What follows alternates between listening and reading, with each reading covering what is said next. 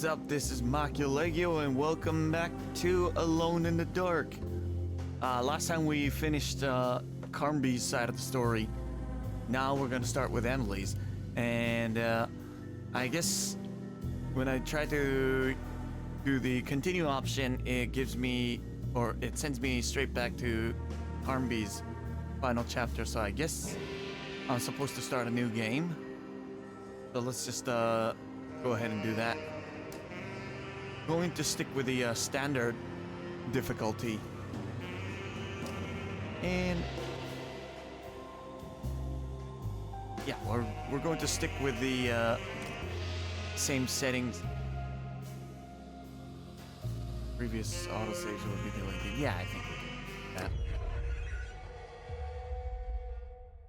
Yeah, we're gonna stick with the settings we had the last time, and we're gonna bring back the modern setting when we get stuck. I think we're gonna be alright though. Just gotta let the cutscene play through again, just to get us back on speed. Or remind us of what the story was.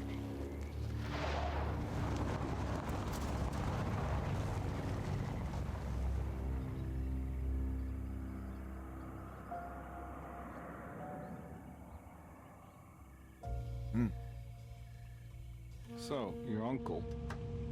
What's wrong with him? He's possessed. As in the devil? Something like that. He says a dark man is following him, watching him at all times. What do you make of it? It's nonsense, of course, but I'd be lying if I said it didn't bother me. You see, it runs in my family. Possession? No, Detective. Deteriorating melancholy. Practically every member of the Hartwood family is driven mad before they grow old.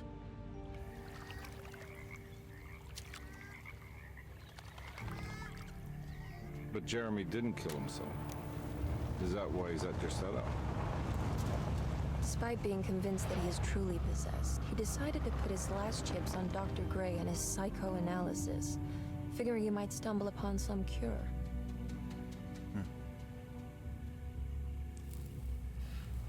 You mentioned the letter. I received a disturbing letter from Jeremy accusing the staff and all the other patients of being involved in some cult. And now they are also out to get him. Could it be real? Or is it all just in his head?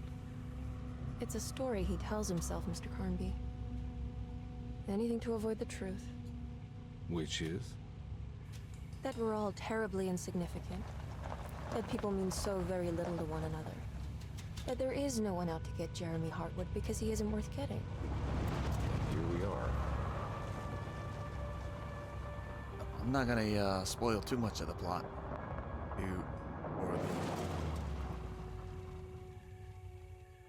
For somebody who's new. My uncle's not well, Mr. Carnby. I want to make sure he's all right.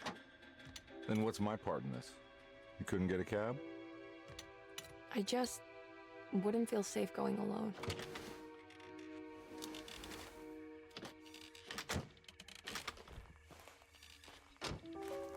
Did you bring a gun? Yeah. You think it'll actually come to that? No. But you might need to wave it around depending on how agreeable the staff will be. What exactly are we gonna do when we find Jeremy? I don't know. Let's just find him first. Yeah, so here we are.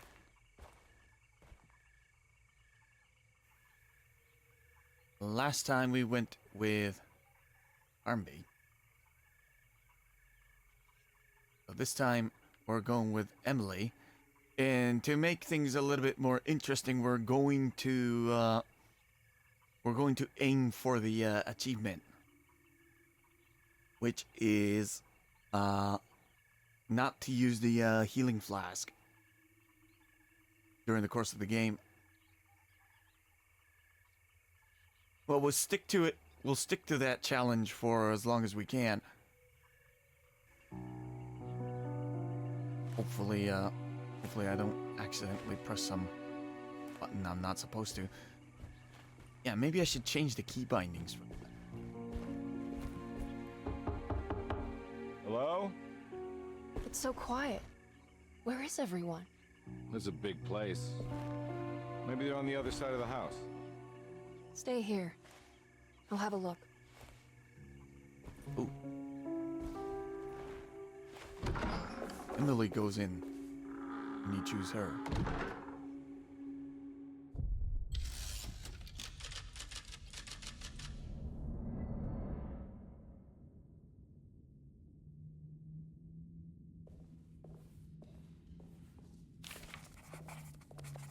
For the controls a little bit, and I am going to change the key bindings.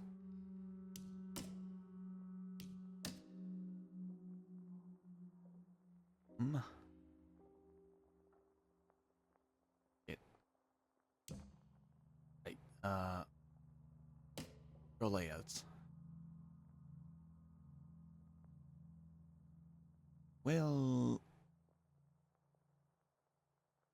I guess we're not gonna be able to change it. So, note to self, don't press up on the arrow key. Surprised by her own reckless decision, Emily found herself breaking into Desetto. She mulled over how to present her story in case she got caught, but couldn't think of anything that sounded convincing. She wasn't much of a fast talker. Best to find a way to open the front door and let Detective Conby inside so he can handle the situation. What do we got as a weapon? Oh. Never mind. Emily has a gun of her own. Didn't thought she comes What's this? loaded. Locked and loaded. Got ourselves a flashlight. And a kitchen garden key. So for now, we're going the same route as when we started as Carnby.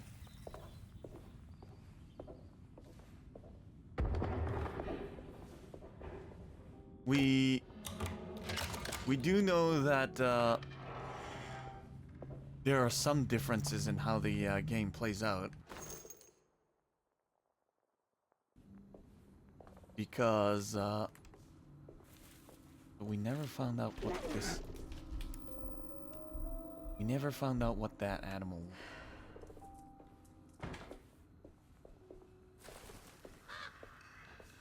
The Lajnaps, where apparently we're gonna have a different. I don't think I'll be able to get in there. They had to headbutt the shack for that.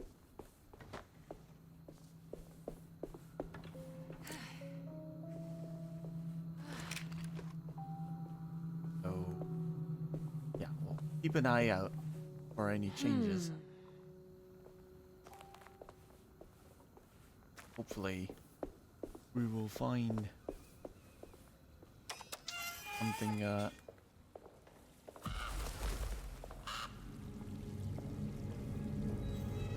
This must be older than Dersetto. They've built the house around it.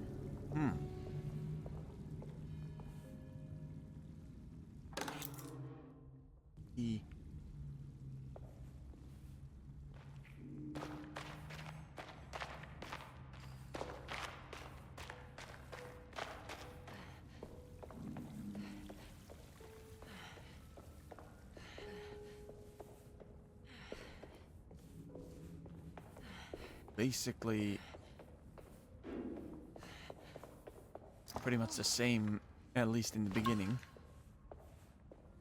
I think. Note to self, don't use it. Going for the achievement.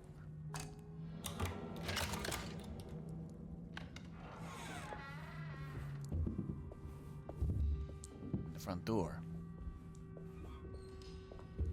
I'll just take this.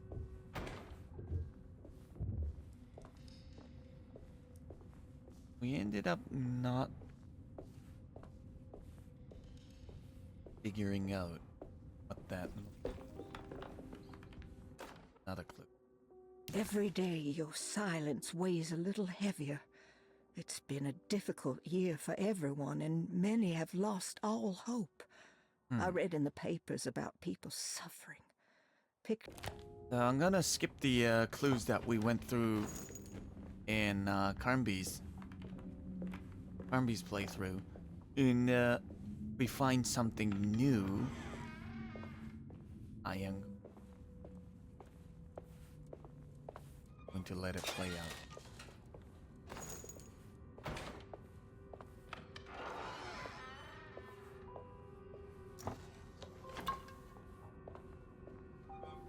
Just go ahead and find Carnby.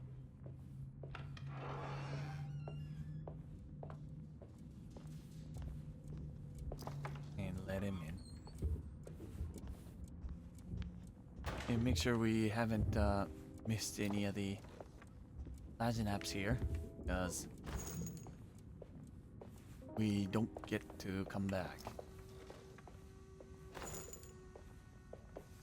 I think fine.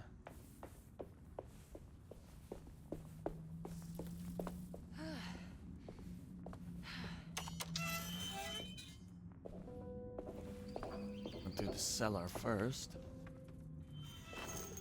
To find anything different. I need the key.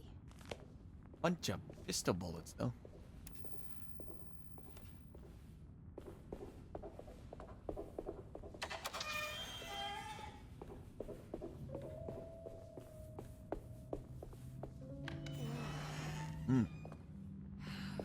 So far, Please do not touch the boiler. It is working after all. While the sabotage has caused a leak, only the decorative plate has been completely ruined. Let's wait for Mr. Chance to turn up and he can take a look at the leak. Mr. Waits. do we ever find That Mr. doesn't Waits?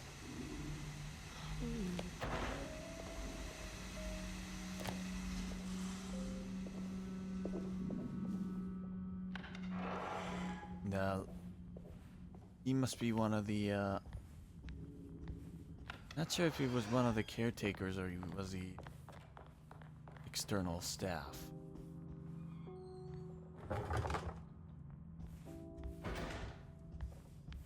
But anyways, I don't think we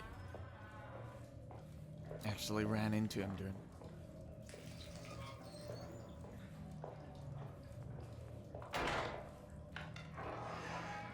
Sweep. What is... Oh, map.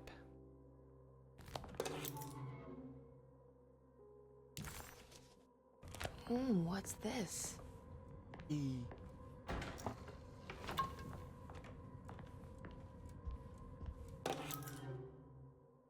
Body's diary. Did we ever? Sunday, June 22nd. I spent all day looking for Jeremy. I should have cared for the others, but I'm scared that he will do something irreversible. Yeah, reread that too. It's the clue for the medicine box. Which we're not going to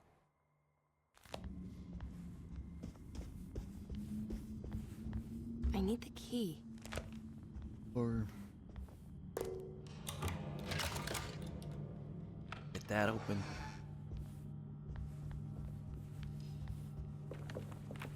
Owen. It's wet shut.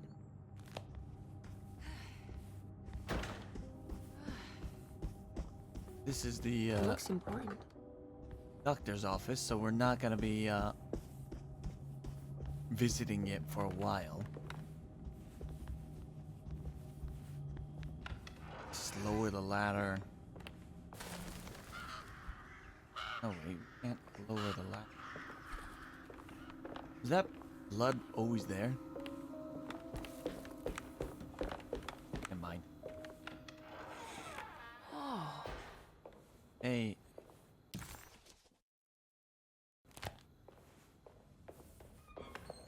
I need the Nope. key. It's up. Oh. Wait, don't. Excuse me? Do you know where I can find Jeremy Hartwood? Of course not. McCarthy, what are you doing? I told you not to lose sight of the girl. Don't you worry, Mags. I'll find that little rascal. Who are you people? What are you doing here? I'm sorry about all this, Is but I'm this- looking for my uncle. Yeah, it's a His little name bit is new. Jeremy Hartwood. What are you doing, child? You shouldn't be alone. Go find McCarthy. Who are you? Are you here for the Fay Dodo? Go upstairs now. My name is Emily Hartwood. I'm the niece of Jeremy Hartwood. This is Detective Carnby. The police? Cranky as ever, this Why are lady. you here? No, I'm a private investigator. Sorry to bother you. My client's worried about her uncle. He's a patient here at Derceto. If you don't mind, could you direct us where to find him? No, I can't. Jeremy has gone missing. If you leave your information, I will make sure to contact you. Wait, he ran away? No, he won't leave the house. He's around here somewhere, and both of our orderlies are looking for him. That's unacceptable. Where's Dr. Gray? I want to speak with him immediately. Fine, I'll ask him. Wait here and don't touch anything. Too late for that. You call your booze. Do you want to see Jeremy's room? Obviously, Can she you heard show that us? part. Follow me.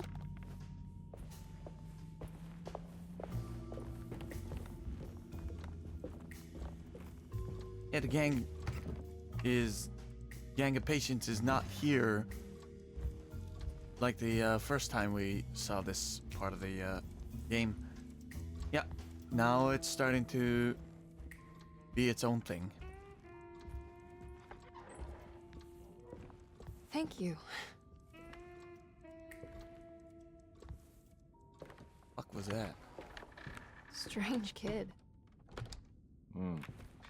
Let's look around, see what we can find. Okay. You're the narrator. Jeremy had gone missing.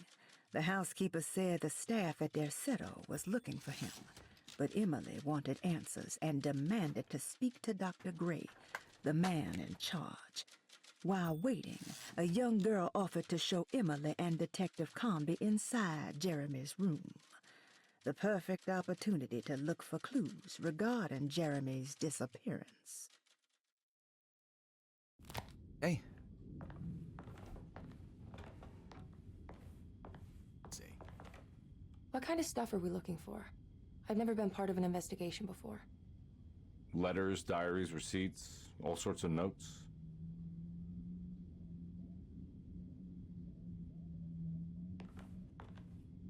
I've read about police analyzing teeth marks and blood samples and fingerprints to find criminals. Is that something you can do? No, that sounds more like the way the Bureau of Investigation does things. But, you know, if you do find teeth or blood, it's still worth mentioning.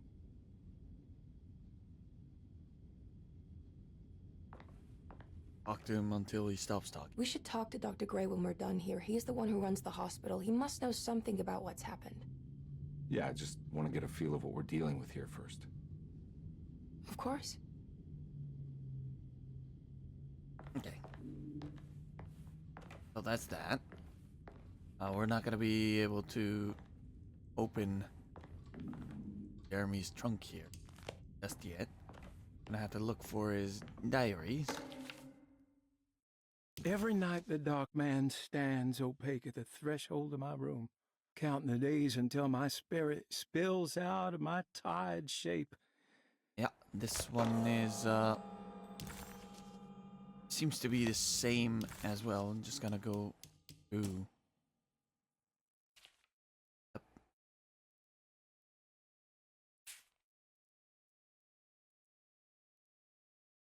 Yeah, it's pretty much the same.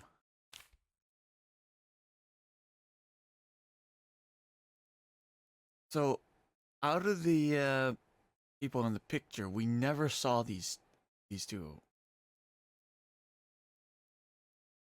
Never saw him, and we never saw him. Gardner and Mr. Waits, Clark. We saw the. We know that the doctor and the orderlies and the housekeeper is part of it.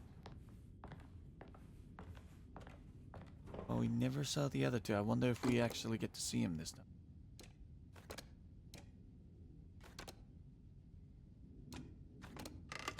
Over with.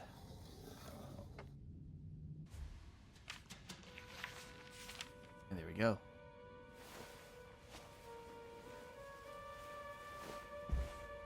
Have you ever seen anything like this? Looks like a talisman. You mean like this one?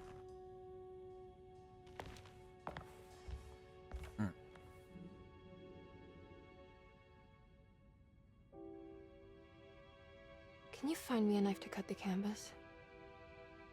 I want to take this with me. You want to take the painting?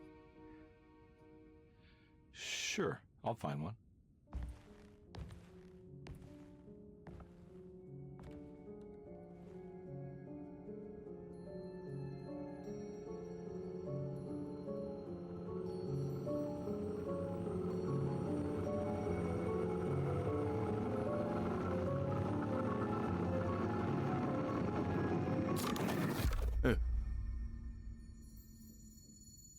I found this tube as well. Should keep it safe for you.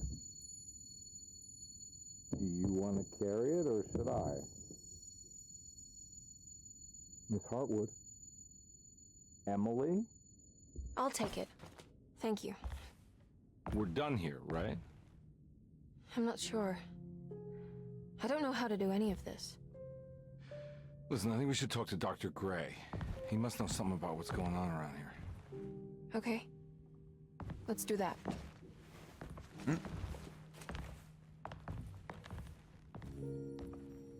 Come on, I don't want to be here all night.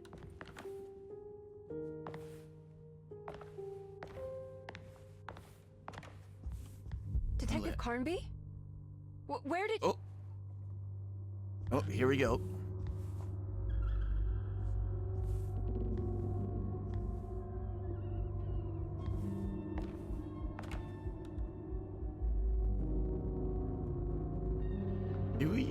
Do we already have the talisman at this point? In Carnby's route? What on earth is happening? What is this place?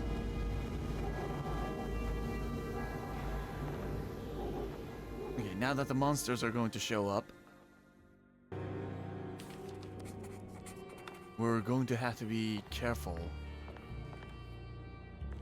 Especially if we're going to... We'll let this run out first. Emily had never seen the French Quarter quite like this. Dark and alien. The only possible refuge she could see from Jeremy's balcony was a bit of light coming from a corner store.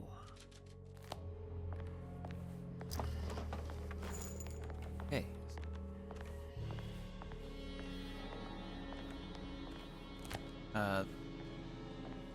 One thing to note, I guess, is Emily is got a different gun than Carnby.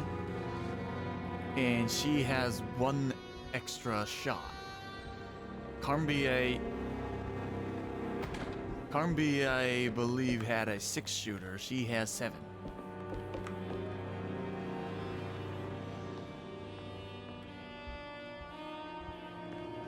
So when we when we do have to fight, we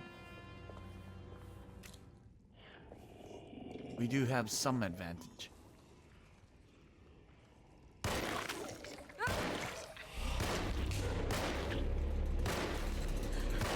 Oops.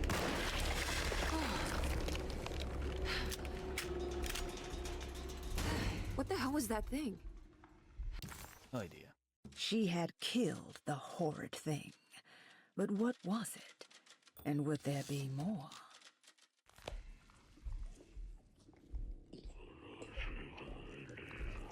Remember correctly, there's one in the corner, so I'm gonna have to be careful with that.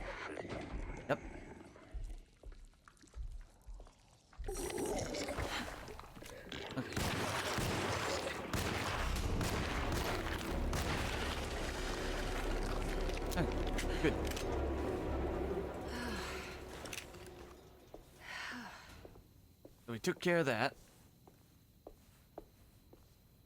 But that thing eats a lot of bullets. And we're only down to 2 mags already.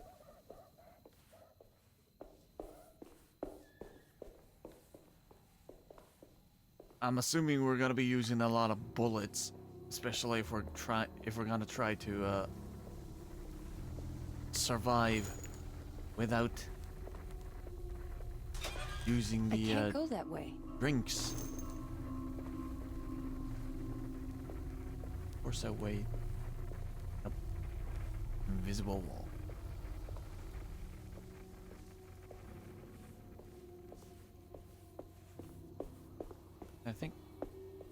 I think we're fine. We'll just walk. This can't be.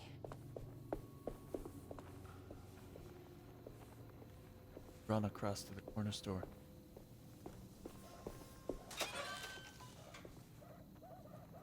Drinks. Gotta ignore them.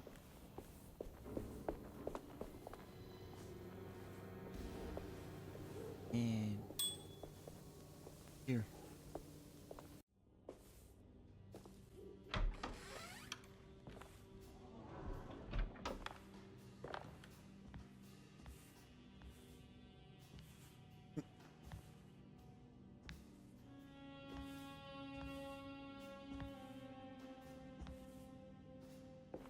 Ring ring, is somebody in?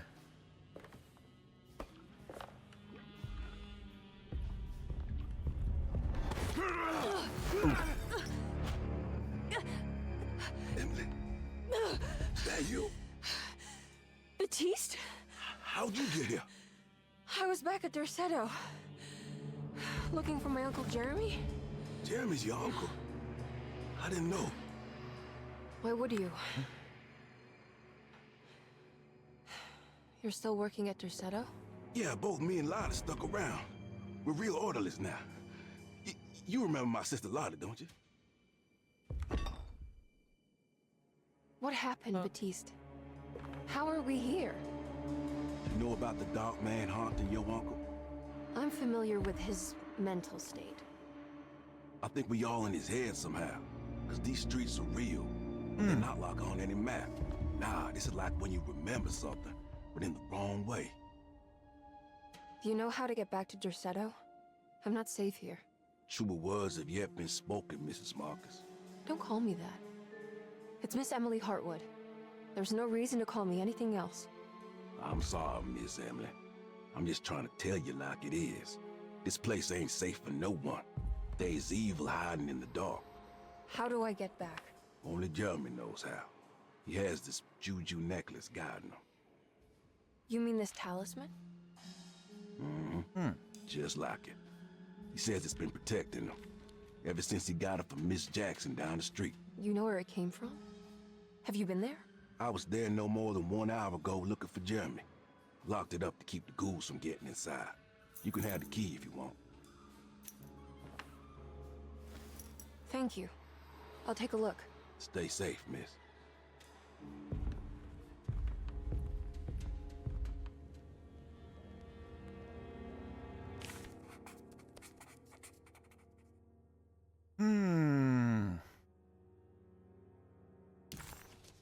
So I guess Emily and Baptiste know each other from the past. I didn't know it. And it had nothing to do with her uncle. Which means, I don't know, they were once friends or something? Friends, or maybe,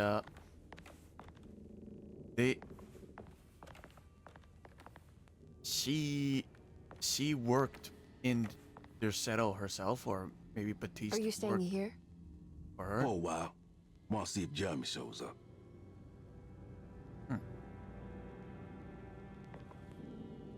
Your sister.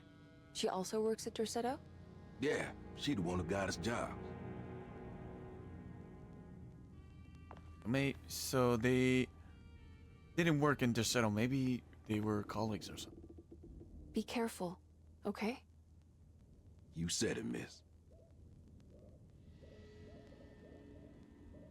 Because that's all the dialogue we can get out of him. I wonder if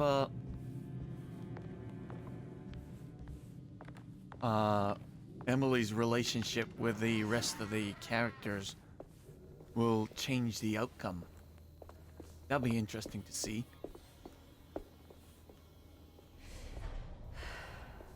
As they seem to have I don't think we don't want to get caught by. Now what's this?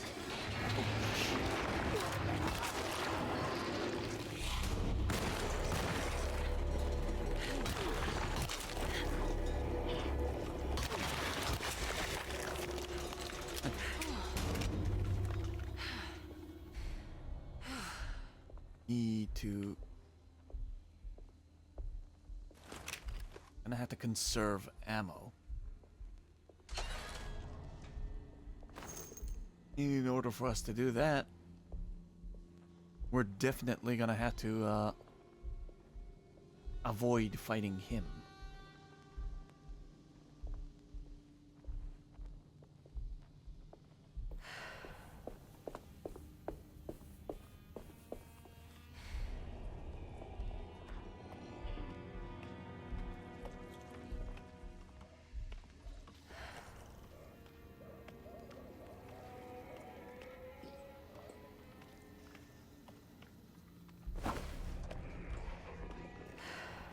Rick.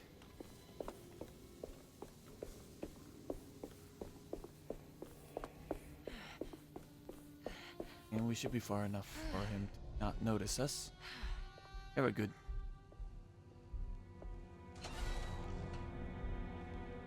Let's get out of the area before he decides to show up and check around here.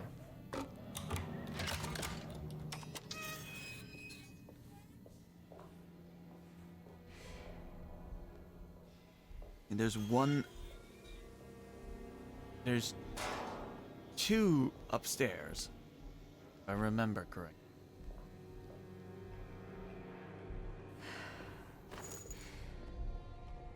Yeah, there's one there. There's the big guy. Oh. And at the corner of the stair. Not even at the corner of the stairs.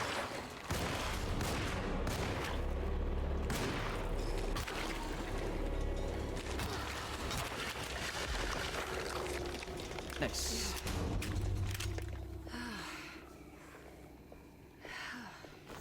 Okay, so that's one. There's two more.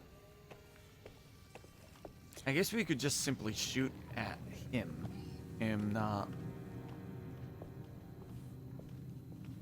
Get him to come downstairs. Oh. Nice. Time to turn him into fertilizer. Never mind. Those rails are made out of steel.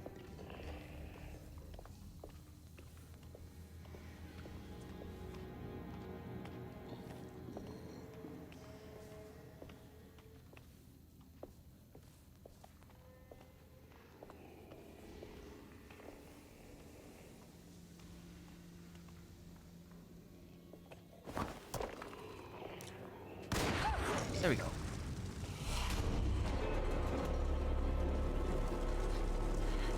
One way to do it.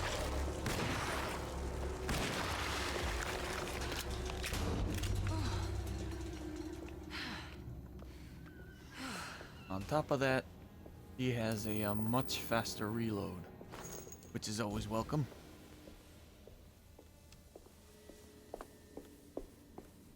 So there should be one more at the corner there.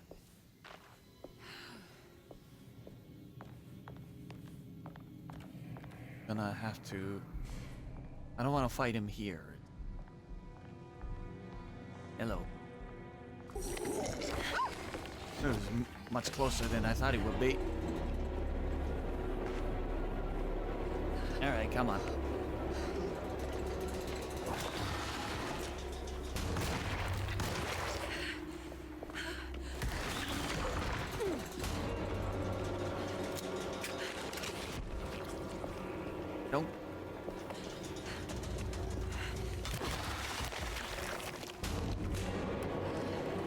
good measure.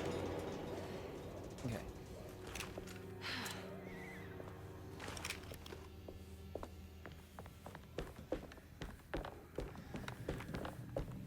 We should be in the clear now, so let's go ahead and go grab the talisman. This must be Miss Jackson's place. Let's see if we can find out more about Jeremy's talisman.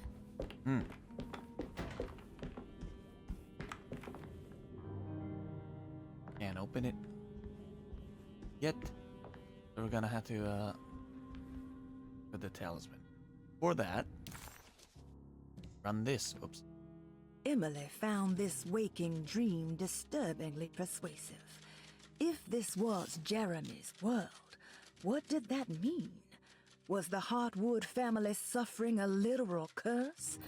Was the dark man, that ghoulish specter haunting Jeremy, an actual supernatural being? Emily pushed her thoughts aside and focused. She needed to find out about the talisman and get back to Desetto. Mm-hmm.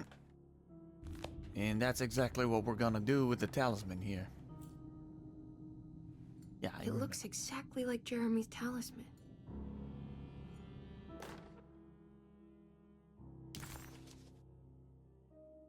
Hey, reread this part the first time around. An old talisman shaped over centuries. The engravings of the number looks to be less than 100 years old, but the base could be from antiquity. The polished black sunstone in the middle has a glass finish and occasionally gives the impression of hiding a picture with it. Good. And we're supposed to set it here. I think it's meant to hold the talisman. And how to do? I'm not sure what numbers I should use. Maybe there's something in Jeremy's notes. Yeah. It's the memory refresher.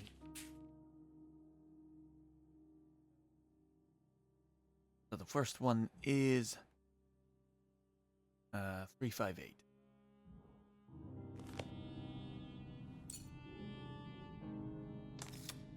Three, 5.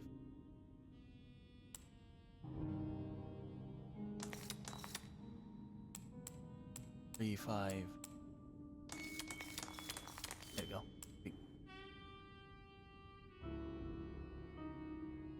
Fine.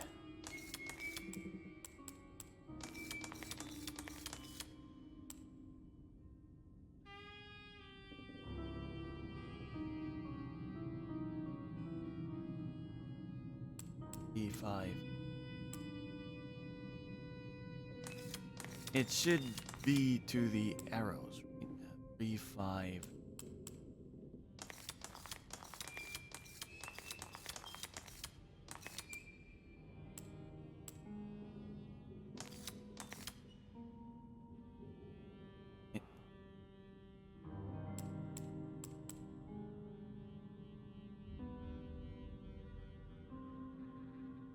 It's right now. It's 3.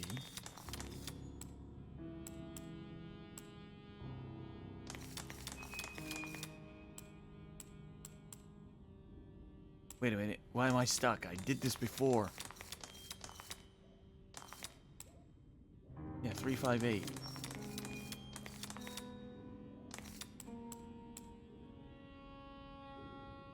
Me?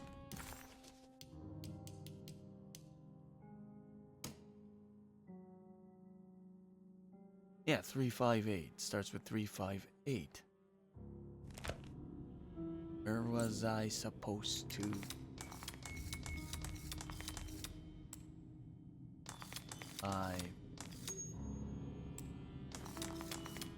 Arrow.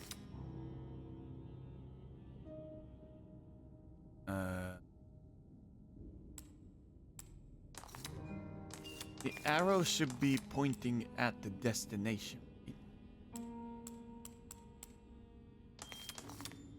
And it should be 3. Okay, never mind. I should be,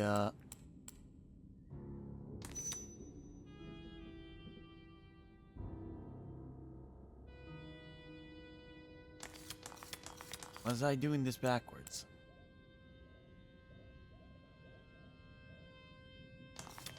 Five. Distance 3.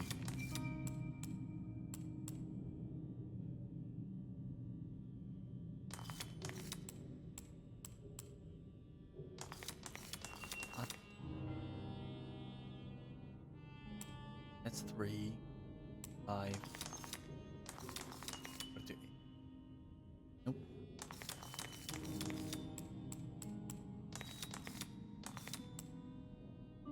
Arrow should be pointing 3, 5. There we go.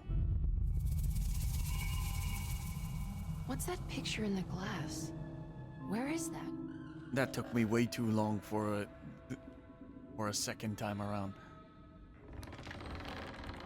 Anyways, we got there in the end.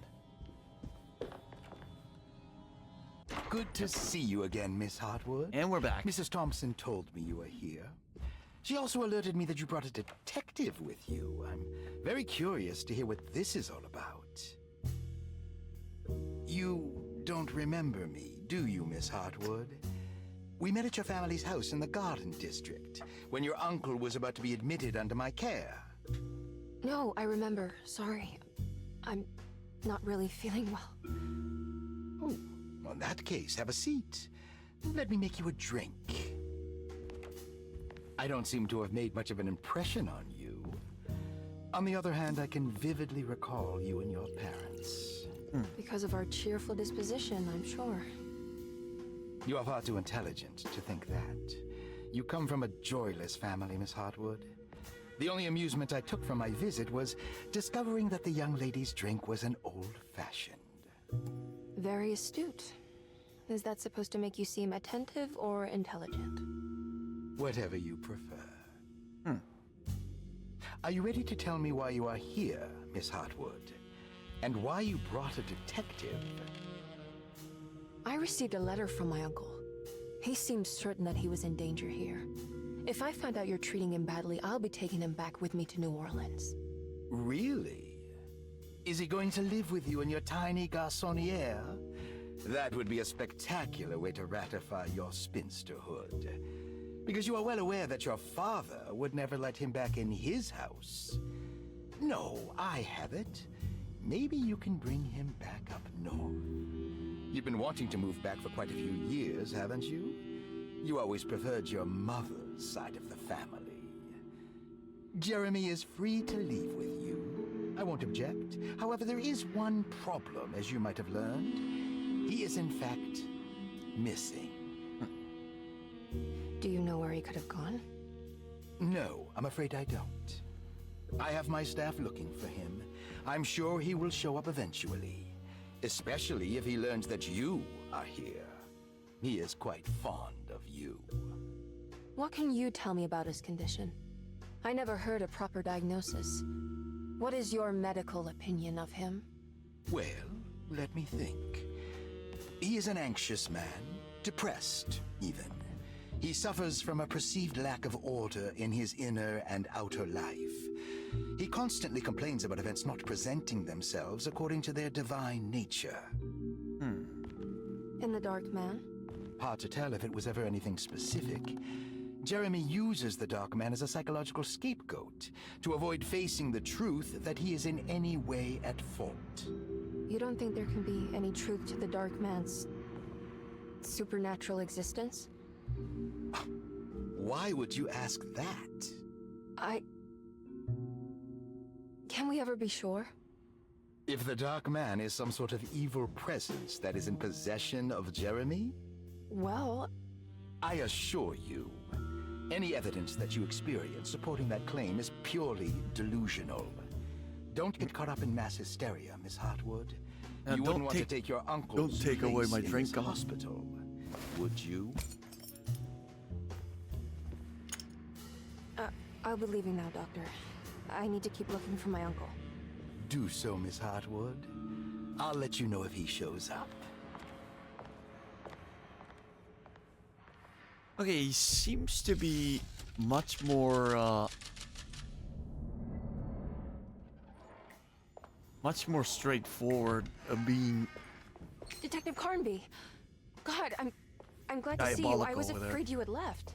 Me? You're the one who just disappeared. It's hard to explain. I think I blacked out.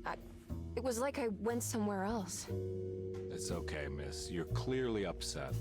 No, I don't know what's happening. This is a very stressful situation for you, I understand. Ugh, no, you don't understand. Just take a deep breath. Why don't you sit down, smoke some of the Perique? If you want, I could even drive you back to New Orleans. I just want to have a talk with Dr. Gray first. I want to stay. I found a talisman just like the one in the painting. I think I might be able to figure out where Tarawea is, where Jeremy wanted to go. That's great. Just stay out of trouble, okay? Let me handle the investigation. I'm not crazy, Detective. Not yet. Don't. Okay, catch you later. Yeah, don't say that. It just makes it worse. So, this is... The first time around is definitely looking like... If a talisman like this can open up doors between the French Quarter and Derceto, then maybe Jeremy is hiding in some strange other world. Like Tarawea, the place he mentioned in the book. No matter where he is, it's clear that my search won't be limited to Derceto. Mm-hmm. Obsolete item map. Archived. Good. Despite making a fool of herself in front of Dr. Gray and Detective Conby, Emily felt surprisingly invigorated. She felt absolutely sure that it was her manipulation of the talisman that had brought her back to Derceto. Jeremy mentioned 2 items in his commonplace book that somehow connected him to 2 more dreams, or whatever they should be called. If Jeremy had 2 more worlds open to him, then maybe he would hide there if he was scared. Or maybe he found a way to Tarawea, the place Jeremy so desperately wanted to visit. Excited to follow up on her clues, Emily set out to find the old clock and the boiler. So I guess we're still gonna be heading to the same spot, which is the oil drill. Saw your notice in the boiler room. You should know Mr. Chance won't be coming back. I got no business being in there myself, but you can take a valve from the wine cellar if you want to try to stop the steam pouring out. Be careful.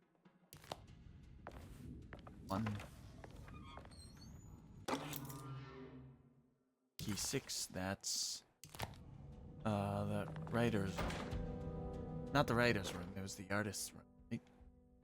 Dr. Elmore Lee Gray is Deceto's chief doctor. Accounting and all Elizabeth administrative Percy. work is handled by me, Paul Waits. Magdalena Thompson, or Mags, is responsible for the household. Jean-Baptiste and Charlotte Tabois are responsible for keeping the guests' medical regimens in check. Finally, Jack Chance is our gardener, who can occasionally be seen in the conservatory, but is for the most part busy outside.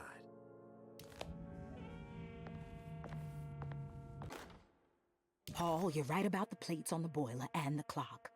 They have been sabotaged, and I think I know who did it. They have something... We read that one too. I need the key. So, I think we're good for now. Interesting. It's all the patient files except for Jeremy's. Looks sturdy. Doubt I'll be opening this. Hey. We're good.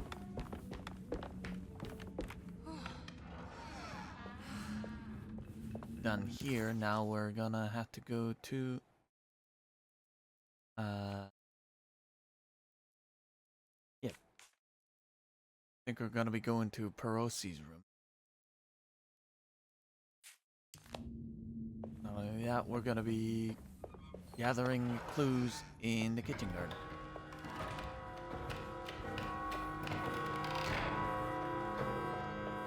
Let's go ahead and do that.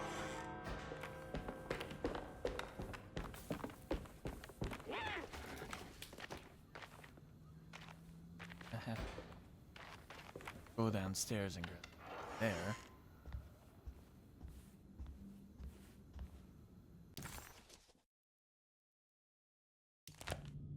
Oh. First and foremost, let's go investigate the garden.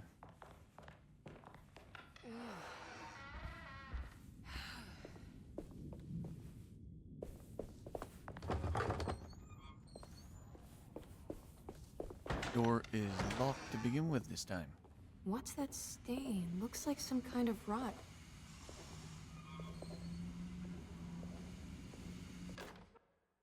You know, Mr. Waits, I saw a piece of the plate that Liza broke. I think she's been hiding them. She's not very good at it. She just chucked it into the little room with all the tools behind the boiler. I left it there. I didn't want to embarrass her by picking it up while she was looking. We went upstairs instead and played backgammon. I let her... Yeah, so nothing new there either. Okay.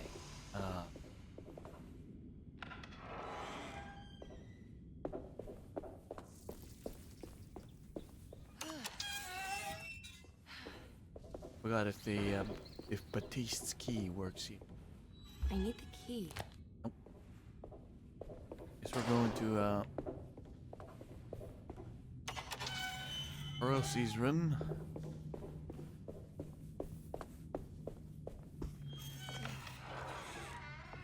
Go ahead and do that. Door still. Yes, it is. Leave it there for now.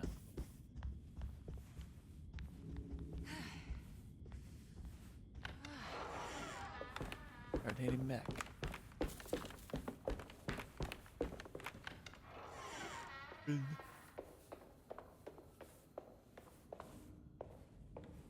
I need the key. Nope. Go heading upstairs.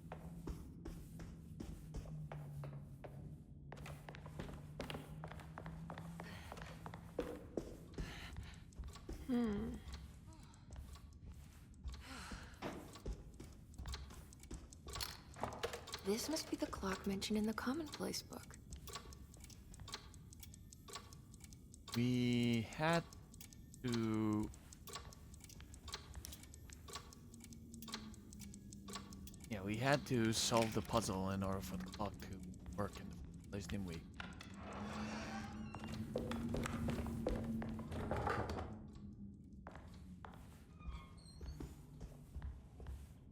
Here's Batiste's.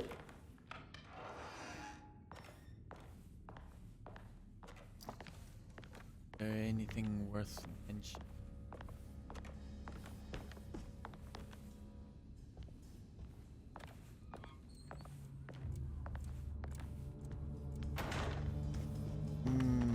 No.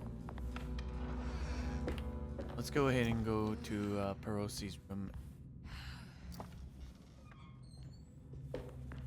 Get the puzzle there.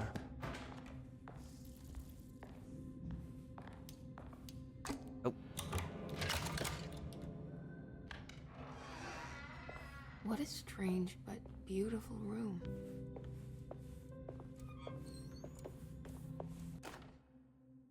I need to remember how to get them out again. They are locked up for good reason. One that's gonna be important when we try to open here. Are these zodiac signs? I did it! I crossed the thresholds to my intended destination without a phone. Oh. Something better, right?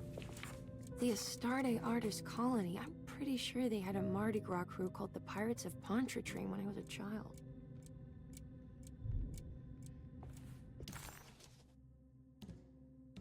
The simple astrology cipher was a favorite among the artists who lived in the house 20 years ago.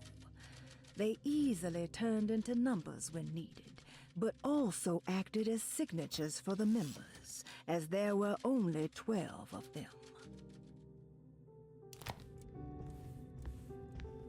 Hey.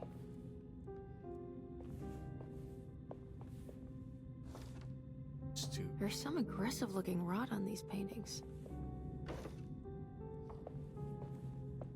And this. And we're supposed to be.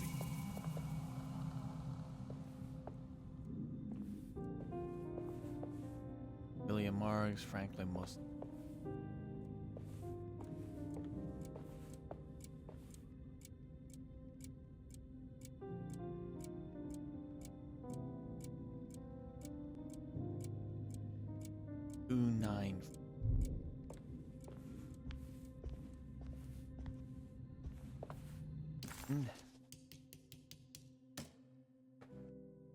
Take a picture of this again.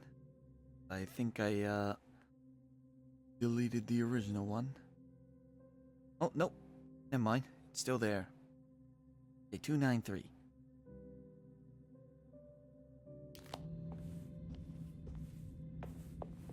From that.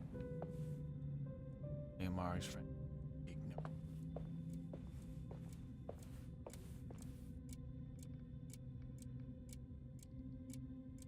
Two 94. Yeah. This.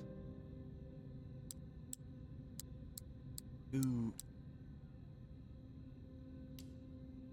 9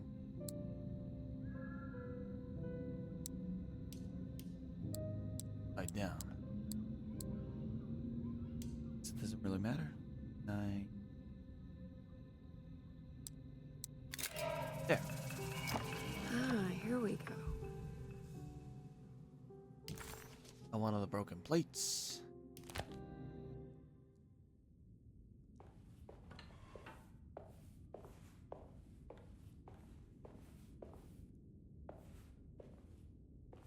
Movement in the mirror turns suddenly into 2.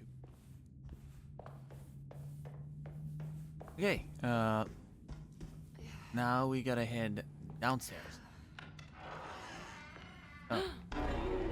Oh, right, I forgot about this part. Did that vine just move? Ew. Gross.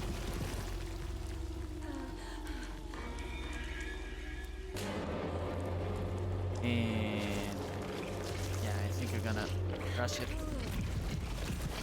There we go. Out of here. Ugh. Suddenly, Jeremy's bleak dreamscape devoured Emily, drowning her in dread and darkness, only to moments later spit her out again. What had happened, and why? Was that her doing, or did someone else make it so?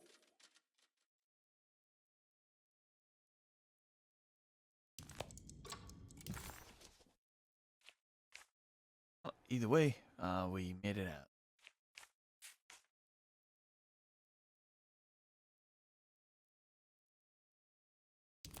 Everything's back to normal. I need the key.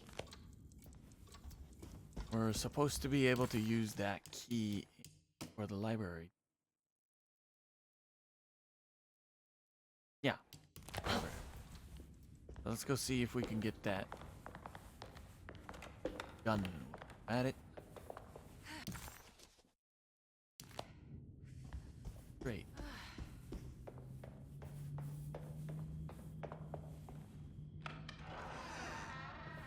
Oh. Like that small detail there, she actually hesitated to open the door.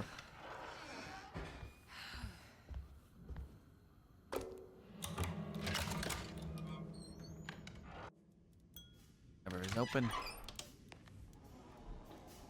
Nope.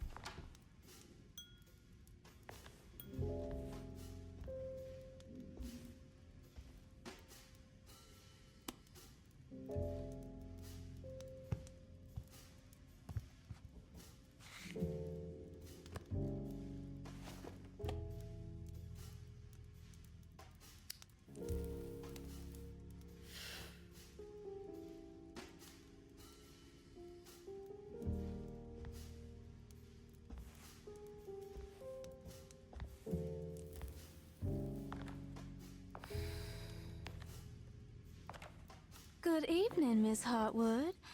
That is your name, isn't it? I would be terribly embarrassed if it wasn't. You're right. Emily Hartwood, Jeremy's niece. Nice to meet you. Ruth Talon.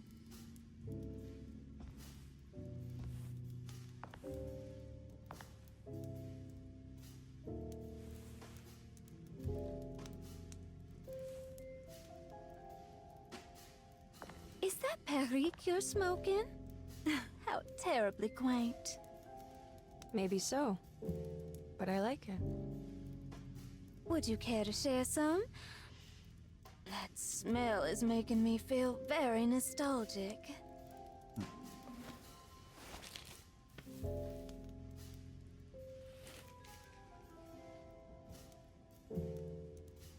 I mean, really forward?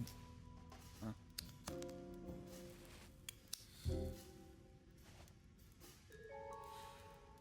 That looked like a flashlight, actually. Is it all that you hope for? I enjoy your light mockery, Miss Hartwood. I can tell we would make great friends. How flattering. Too bad you're locked up in this place. Your insincerity is really refreshing. I wish you were mad as I am, then you could stay. Give it a few years and I might just be. Lunacy is one of my family's few privileges. Oh, good. I'll be looking forward to it.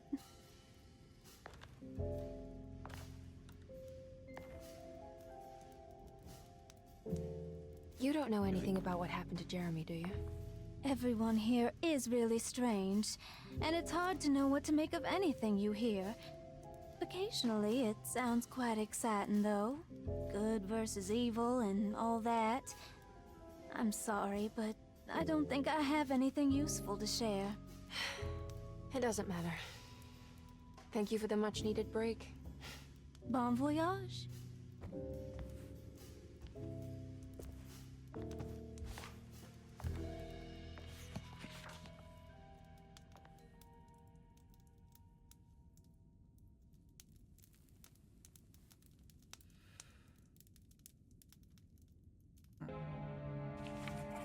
Okay.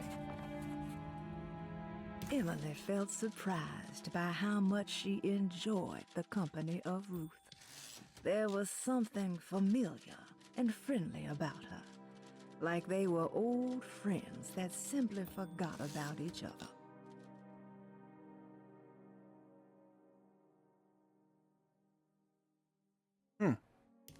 Okay. So, yeah, there's definitely some different context we didn't get as Carnby here. Lost Plantations of Louisiana, Thierry Briclot, 1970. This one we read already too. Let's listen to what Ruth has to say a little bit more. Are you reading anything good? A Brightness from Afar by Lord Boleskine. It's actually not bad.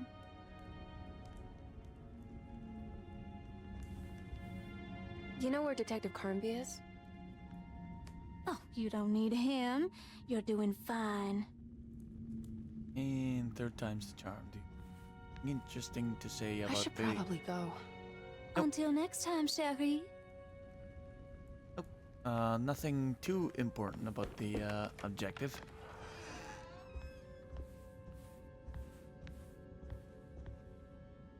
Now this'll come in handy. Okay, we're just gonna take that gun, alright? It's wet shut.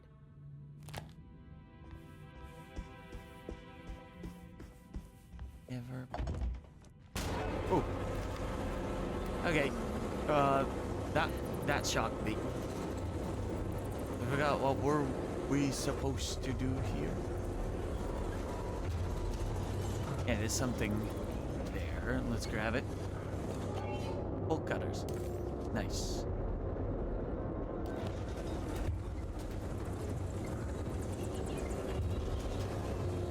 Okay. I would very much like to go back to Derceto now.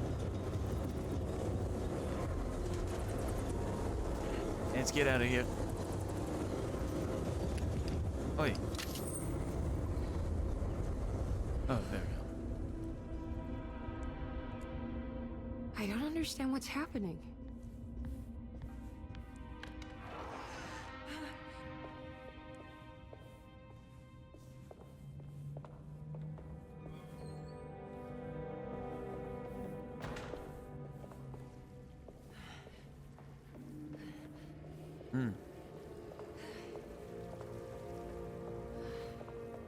Around here.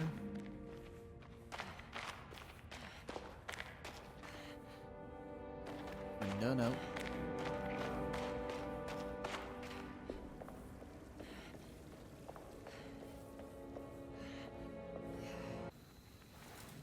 Oh, this is new too.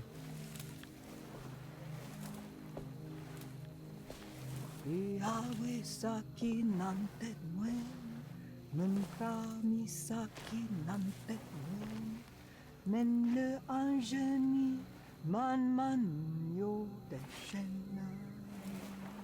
What are you doing sneaking around? You almost scared me to death. I'm sorry. I didn't mean to disturb your ritual. I wouldn't have guessed voodoo was in practice at a place like this. The doctor may be all about science, but I know these roots have power. Do you know what's going on here? I have a feeling Derceto is cursed. There are several players with stakes in this game. Derceto isn't cursed or blessed. It's a battleground. And it would all be a lot better if you could get your uncle out sooner than later. That's all I'm trying to do. I wish you the best of luck, Miss Hartwood. I really mean that. Now, if you'll excuse me, I need to look after my gumbo.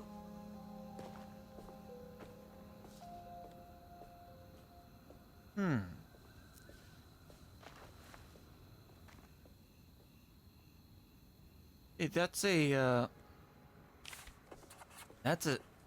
side of her that I was not expecting. What's that? Very aggressive towards Carnby.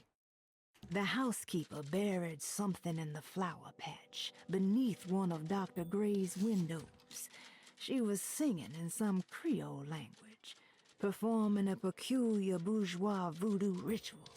Certainly not an unfamiliar sight in the French Quarter, but voodoo had never felt this bitter to Emily.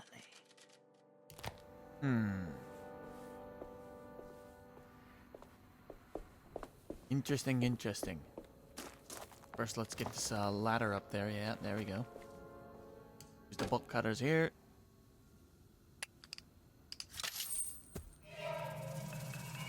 It worked.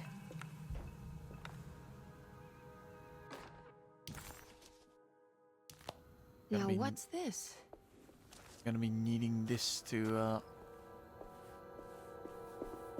overflow that corner to get the bucket. No. And one of the plates. Water.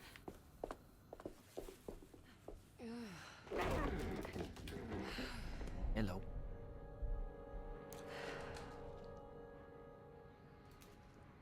I'm almost tempted to shoot at it.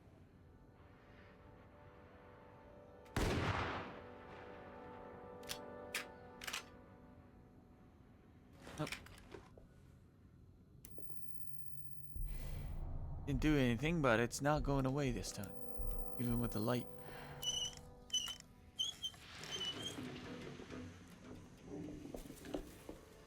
Why isn't ever anybody freaking out for the fact that I just fired off a gun?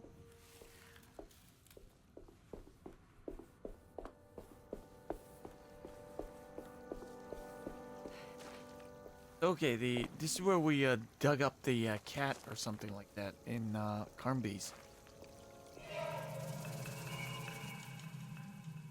Okay. And that should be allowing us to open the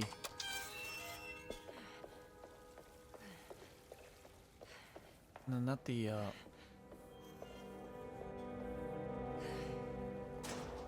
No, it's not enough for the piece of the puzzle by the boiler. We're gonna have to go to the cellar.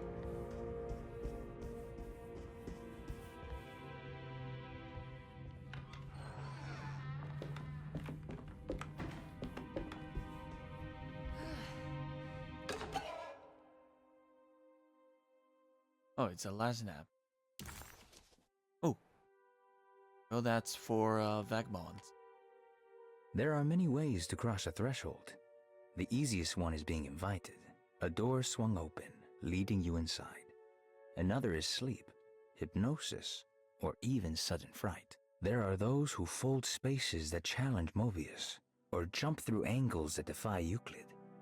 If you learn to properly use your talisman, you could go anywhere. You wouldn't even need to rely on the fluttering wings of the shrieking Biakis.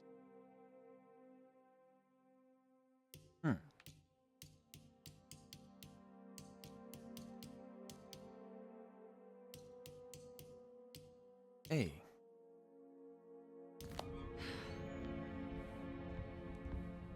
And then says show items that find throughout the game. Complete. And so It's blocked. Locked. Oh. God damn. Ow. Return the favor in kind. Ow.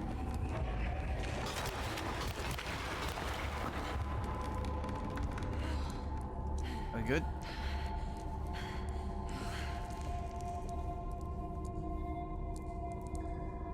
Was that all of them?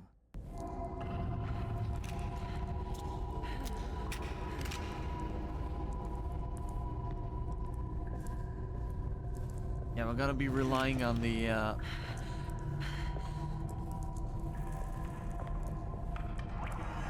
close quarters weapons.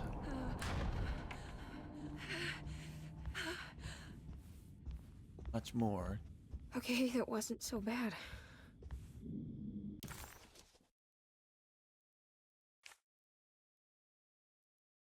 Yeah, you got cut a little bit, but you should be fine.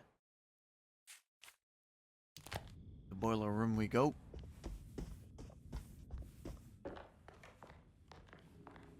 No, not the boiler room just yet. The cellar.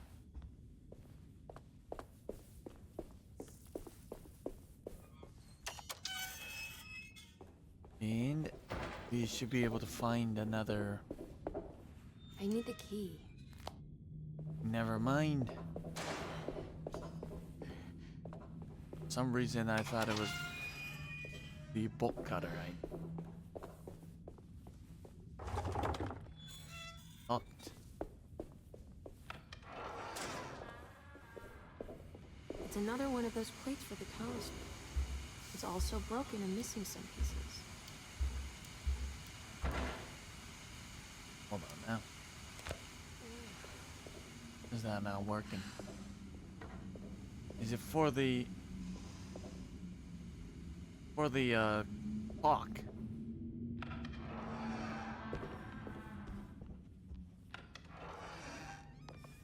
Yeah, I like very subtle detail, but I like how Emily hesitates to open the door whenever she runs into a crazy phenomena.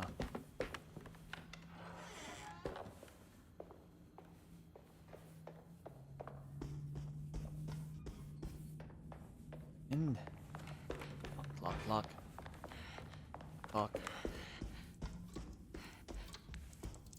This looks like the thing that held the talisman in the French Quarter, but it's broken and missing some pieces. There you go. Not anymore. I think I've seen this somewhere. And that's Jeremy's notes.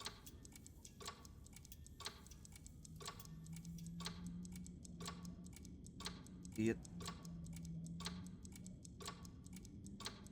Okay, I don't have a picture for this particular note of Jeremy's.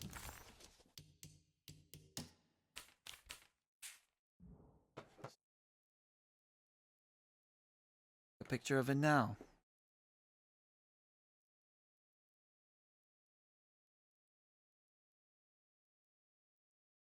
Go. Nice. Alright, keep that by my side.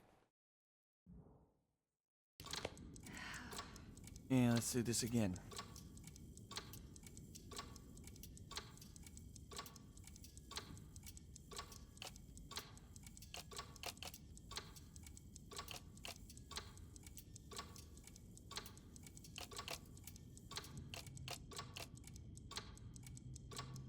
Oh. This should be... not this one here. It should be going here. And... this corner. There was something in Jeremy's notebook about this.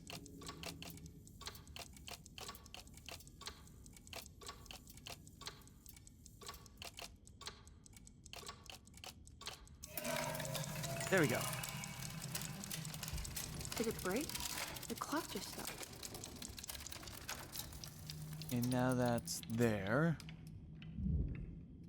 And it's 643.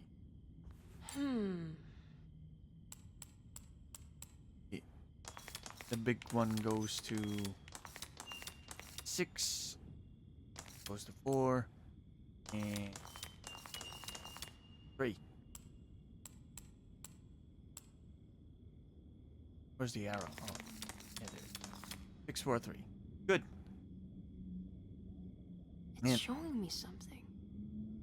That's just the hallway outside Jeremy's room, isn't it? Yeah.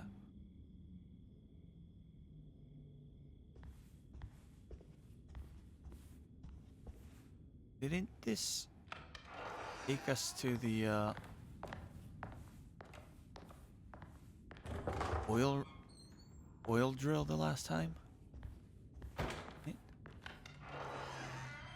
Jeremy's room. All back to normal.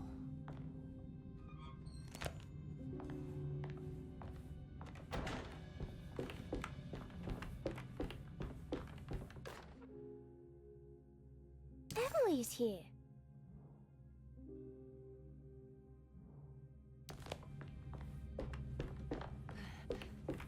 Have we ever figured out what that clue was meant to be, though?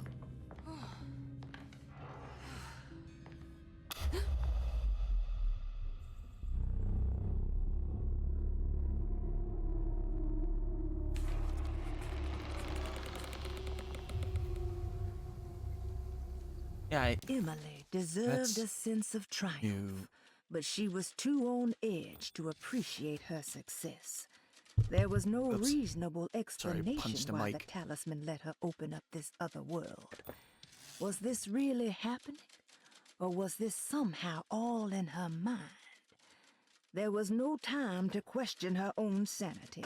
She had to find Jeremy. If he was here, she thought, would she find Jeremy in the hateful mound?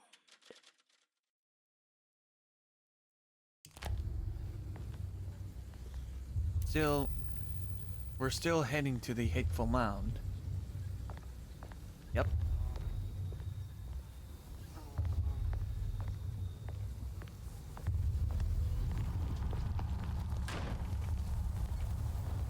I did it. I opened up another dream. Right. This is where the fights get a bit difficult. So we're gonna have to be extra careful. Not to trigger any encounters that we're not really too ready to deal with.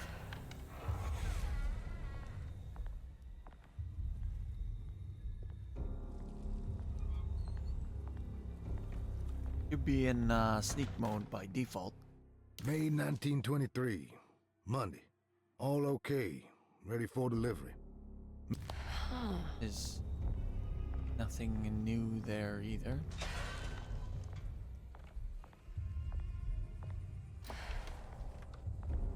As long as we don't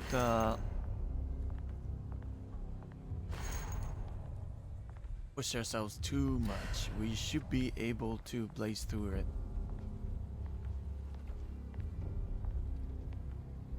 And stick to the important bits on Emily's side of the gameplay. I need the key.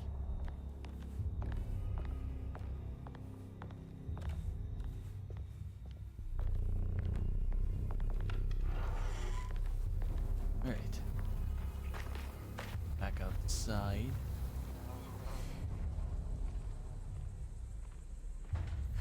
Keep our eyes peeled.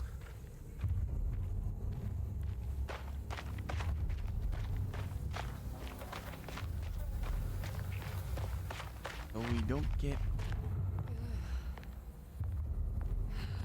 ambushed by any. Locked. Because it is a possibility. Peekaboo.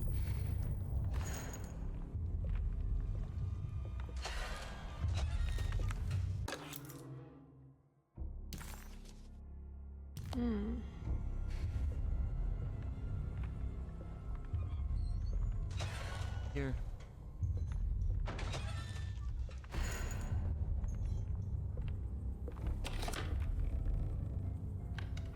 It's open.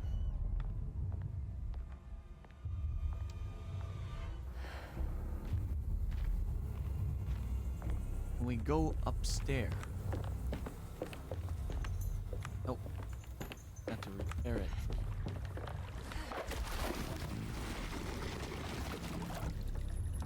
There's something missing. So that's what we that's where we get to see that Tremors looking thing the first time around. I couldn't see it in Carmby's playthrough because I immediately started running, but there it is.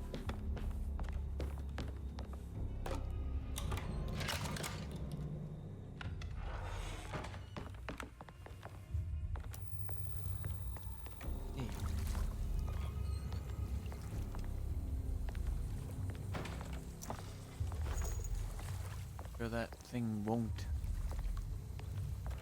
get to us before we're done here. I think I'm gonna stick with the pickaxe.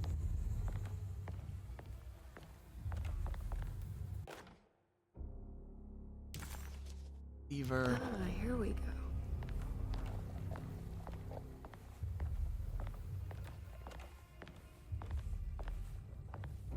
Oh, we can hear him already. Before we jump down, let's see if we have the legend app. We're good. So,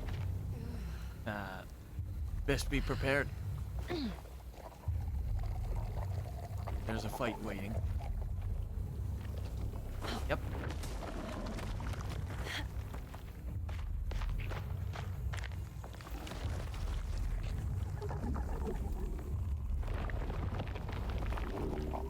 You're not gonna be able to dig through the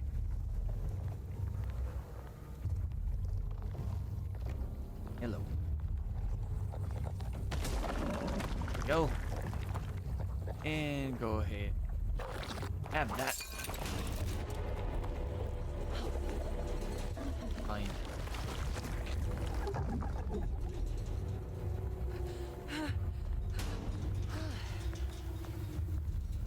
We don't have to deal with them, do we?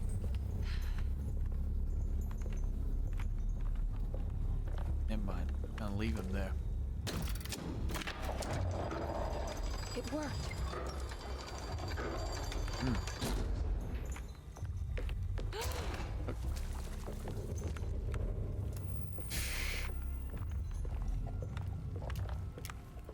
I vaguely remember that's twice that game got me at that point.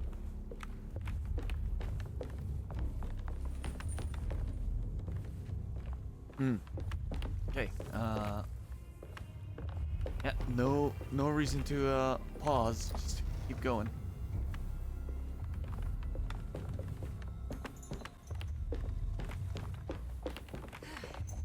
We don't... Oh. Oh, shit.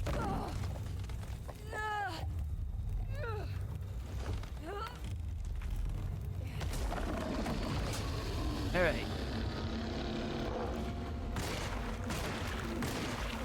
This is a fight we're gonna have to deal with. Ah! Stop slowing me down.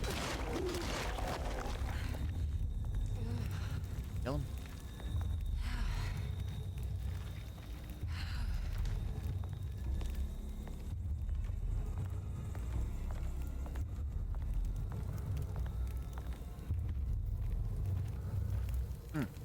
So, there's one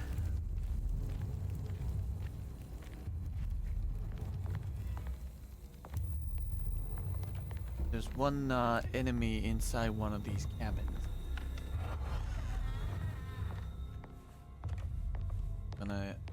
Yeah, the other cabin. Because I remember it's the cabin with all the beds.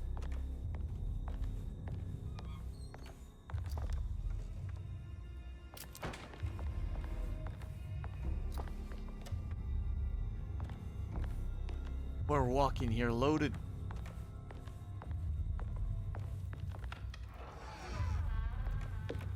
Tons of bullets at our disposal. Oops. Not a shovel.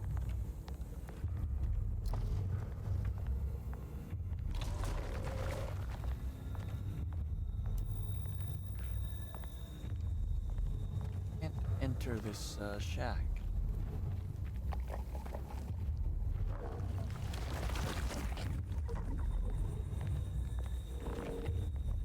Dug himself.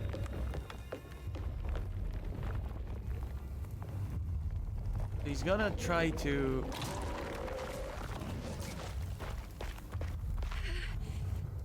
first spit something at him.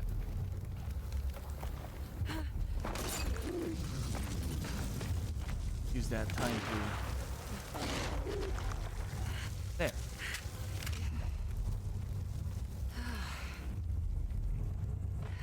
I can break this, I just need something to hit it with. One more.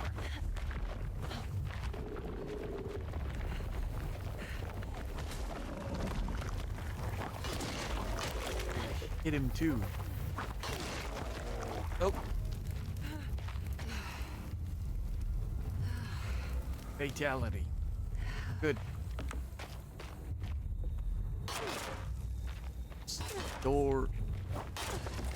And we're good.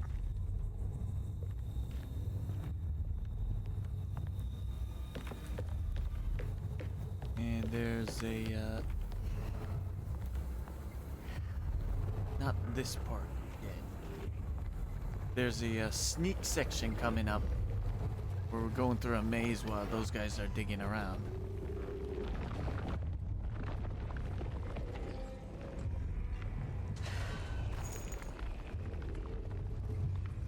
So we're going to have to be careful there.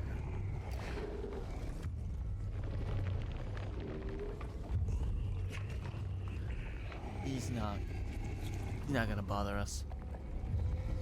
So we'll just leave him there.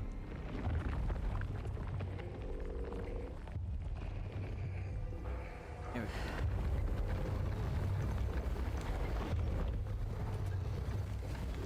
It's gonna be nice and quiet when he's nearby, just in case. Hateful mound. Oh, that's not the hateful mound. We're gonna run across that later.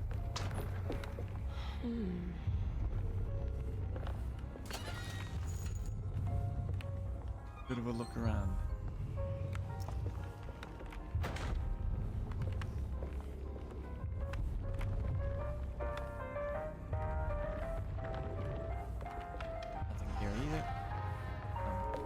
bunch of bullets. That's the way we came.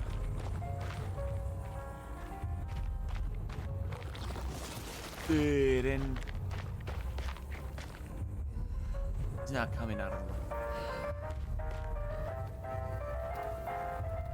Oh, I hear an enemy.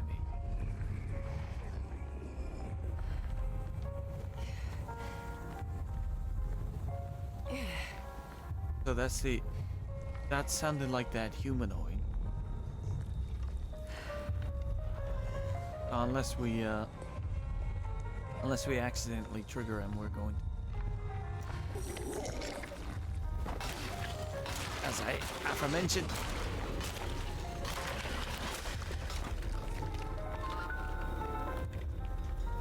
Okay.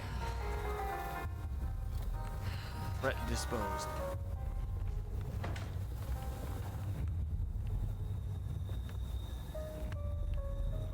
We're gonna have to swap out the pickaxe next time we come across a weapon. I'd rather renew it than having it break on me mid-fight. Can I pick up that shovel? That's not a usable shovel. We'll go back and grab a shovel there.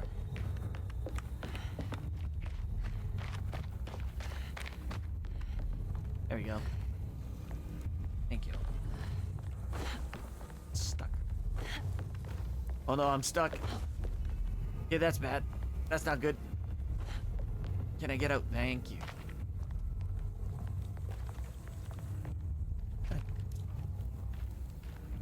Catch myself being stuck in the terrain a little too often. That probably creeps me out the most.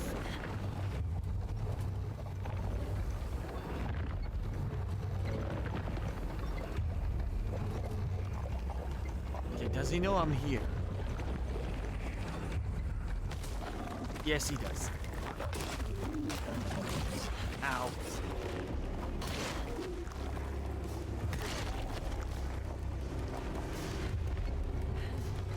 Okay, we got the whole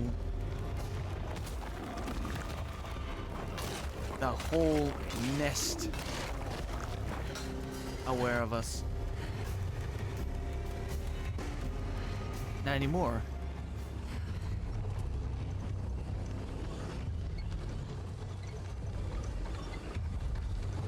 Actually, now that we took care of them, probably we could investigate this area a little bit more.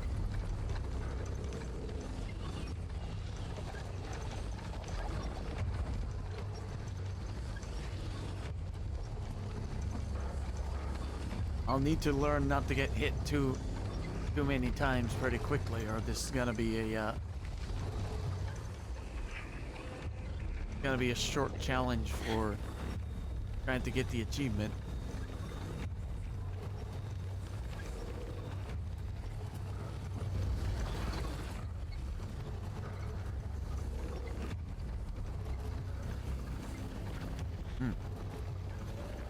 Okay. One time.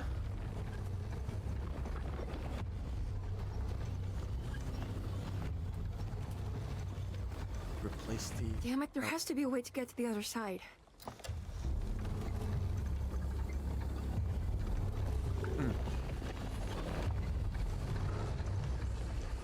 Yeah, I respect that decision of not going into the water.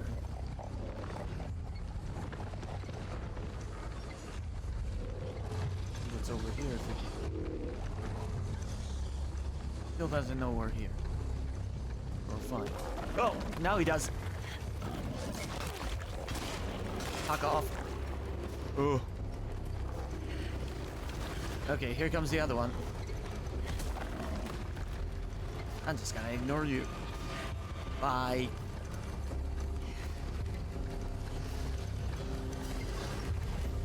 Okay, we're not out of this yet. We needed to pull that lever. If I can get this pump to stop moving, I can try walking across.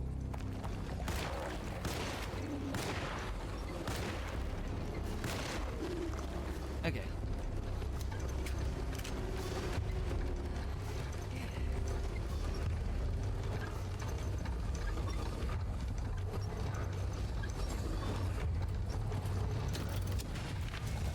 Nice.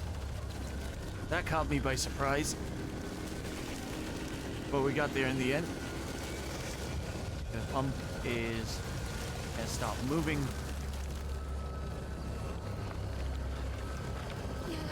If there were any more of those buggers downstairs, they're currently burning to a crisp.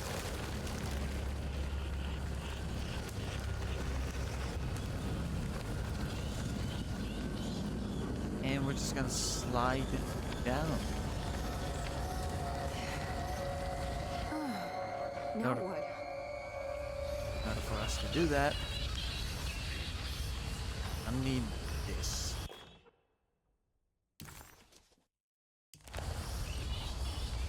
And just don't look down, Emily.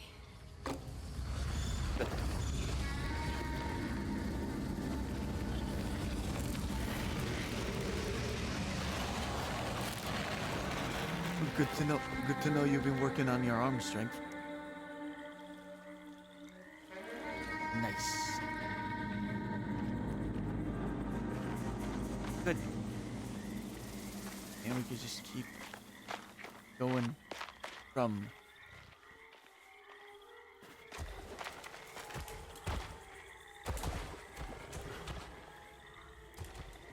still don't like the idea of going into the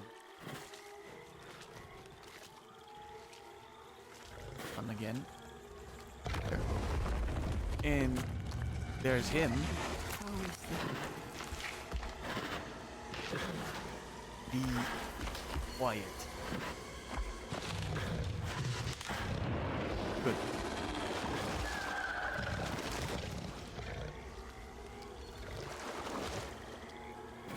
I don't mind a bit of change up in the gameplay, but having to actually fight that thing is not in the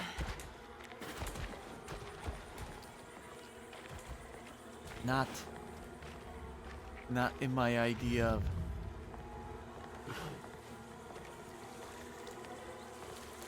extra enjoyment. I really rather not have a boss fight if I can save it.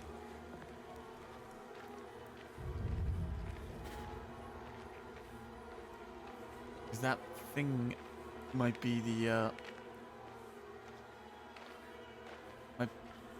It's the hateful mound Jeremy mentioned in his book. Okay, yeah. Mike cut out on me, but what I was trying to say is that that thing is the creepiest monster that I've seen in this game. Because we don't know much about it. And is Lottie here? And is Lottie still alive?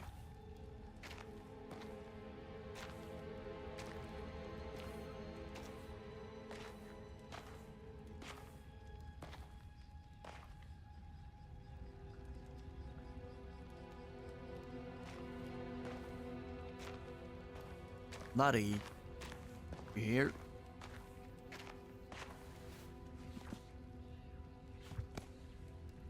Jeremy, you dropped your...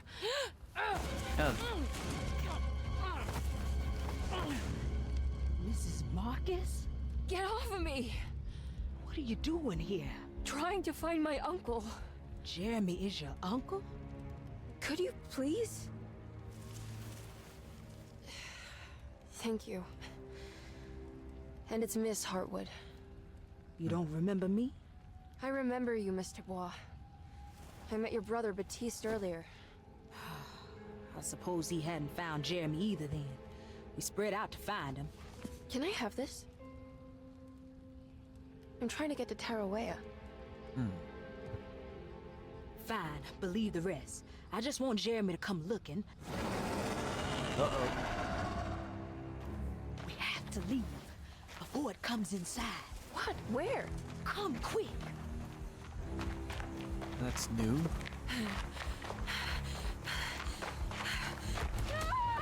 Uh-oh.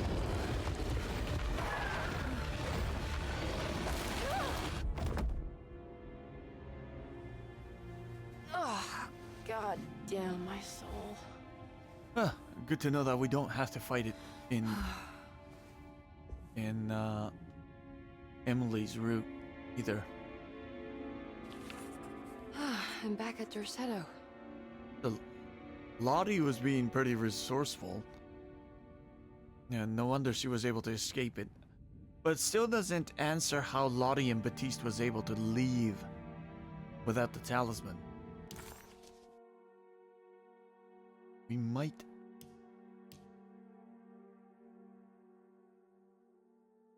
Oh, that's...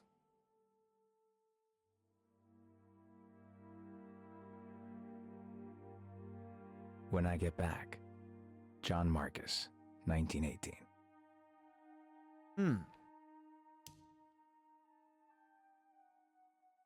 Oh yeah, and we get to read Jeremy's warning. Dearest Emily, Derceto is the prey of evil, and now they're all in on it. The staff and all the patients are nothing more than a mindless cult set to awaken the bayou. I see now that it was wrong of me to try to survive the madness of the Dark Man. You will also learn that soon enough. Every hour that passes where I deny him his right to my sanity makes it worse for the people I care about. He perfectly staged his world in order to conduct my fall. And I have to fall, Emily. Stay away, my dearest niece. Stay as far away from Derceto as you can. Someday you may understand what I've done. May God forgive me. Farewell, Jeremy Hartwood. I definitely should have read that a lot earlier, but got there in the end.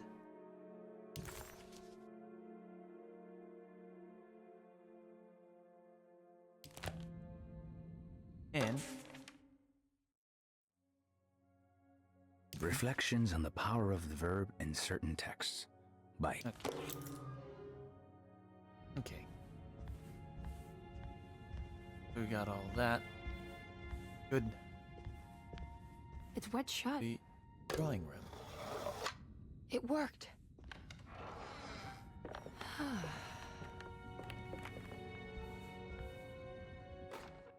The Barlow lens. Instructions. To double the magnification of your telescope, simply fit this Barlow lens to your instrument. Yeah, nothing new there either. Where's the cellar? Good.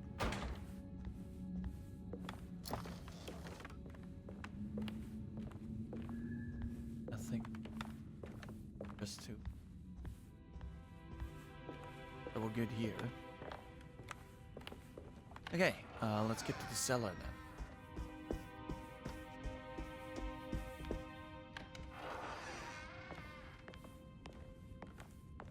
Luckily, we're not cornered too much to rely on the shotgun. You listen to the objectives? The dream of the grave Oh, there we under go. the cheniere suddenly vanished, and Emily found herself back at Derceto. Instead of Jeremy, she found Lottie, who, just like her brother Baptiste, reminded her of John, who died so bravely in the war. She pushed her painful memories out of her mind and returned to her investigation. She still needed to figure out what to do with the boiler. Okay, so there's a bit more to the picture now. So, Emily was married, and her husband died during the, I think it's the First World War. And I assume Batiste and Lottie used to work in her house. They're both referring to her as Miss.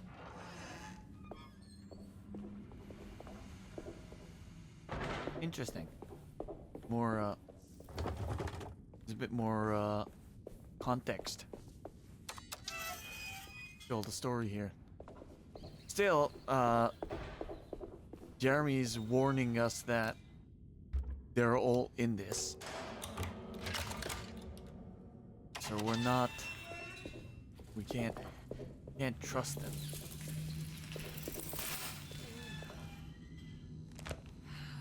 Missing a fuse.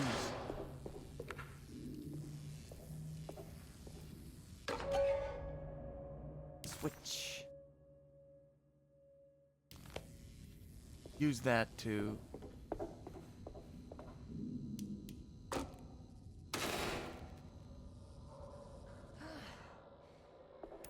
That turns off. Guess this works too. Let's see. Alhan. Nice. And let's get out of here because it's creepy.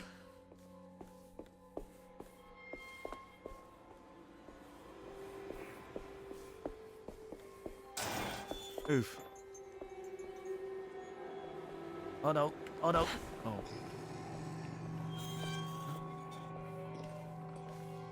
I hear something. Oh.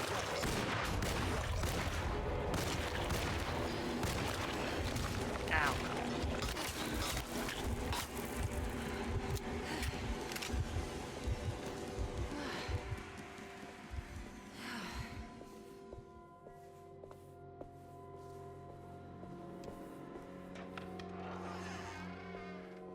Or good. Yeah. That'll handle. Turn off that.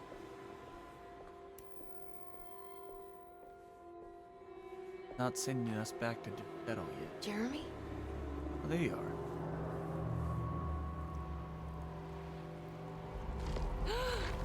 What that? the hell is that? Oh.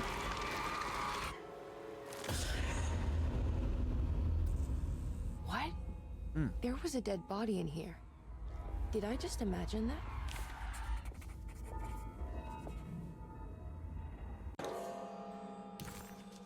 A dead body. Well, it was Jeremy in a fetal position. I don't think he was.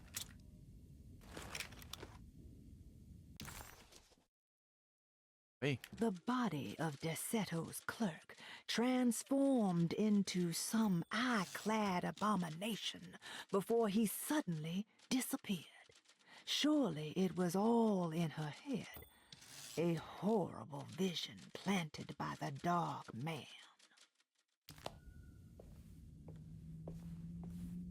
Okay. Works.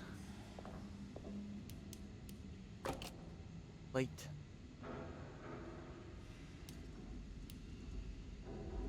Sitting room. Sitting room is upstairs. Can't remember which door was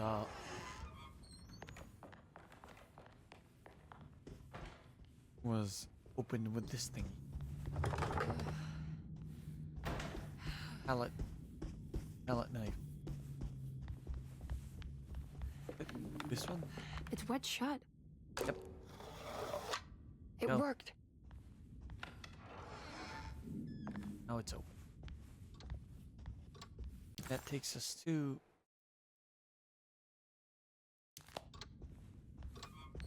Opens another path.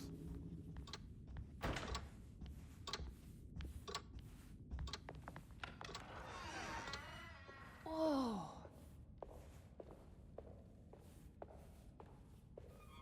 Clearly, not enough maintenance.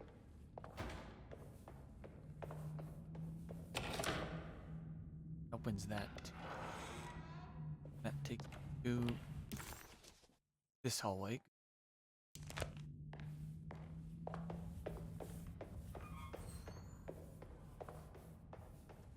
Not much to vent.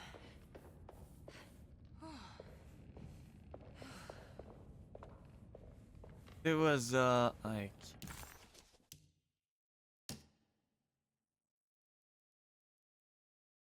yeah, there's Ruth in Carmby's wrote when we got here. But he's here at the moment.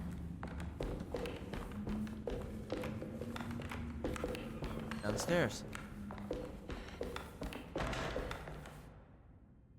Oh.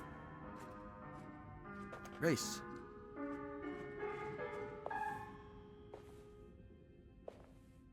Yeah, that piano's out of tune, all right.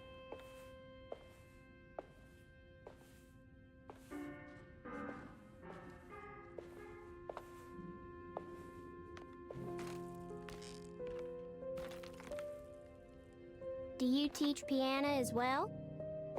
Huh? You're a governess. Did you teach those clawing Casino kids how to play the piano? How do you know about that? Just because grown-ups don't notice children doesn't mean we don't notice you. Yes. I taught them some piano. Are you any good at it? Not good enough to play a broken one. It fell from the attic. Brought half the ceiling down. It was Jeremy's fault, wasn't it? Nobody knows what happened, but you're not wrong.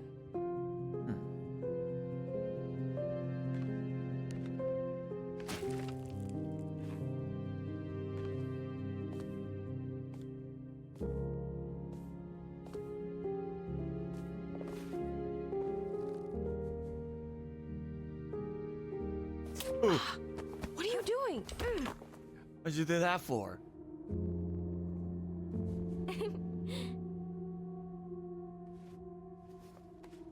I'm gonna go now.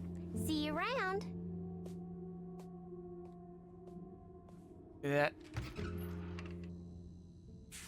That injector's better been sanitized.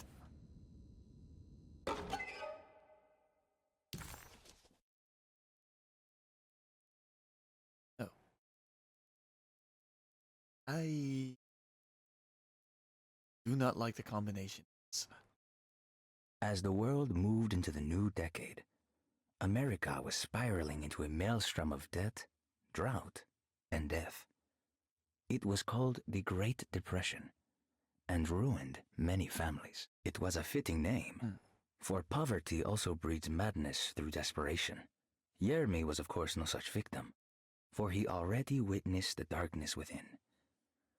He knew the shadow that stood on his threshold very well. It wasn't new. It was something that had always been with him.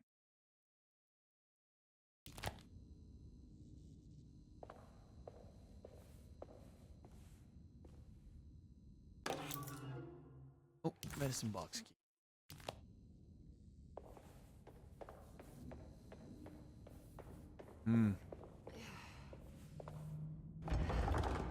Oh, and she locked the door on me.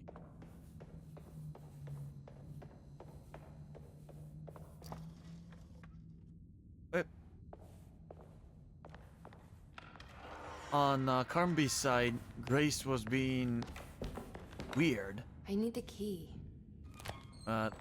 In Emily's side, she seems to be being a little bit of a...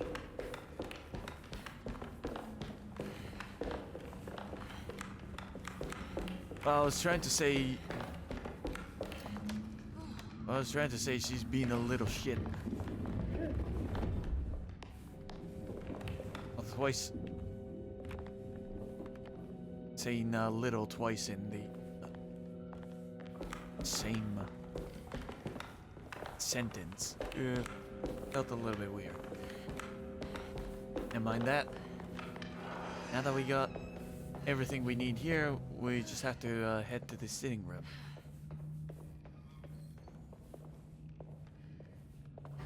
Hope the well, it is the Lagenaps, so I doubt if it's gonna affect the game that much, but let's hope that syringe didn't have anything too toxic in it.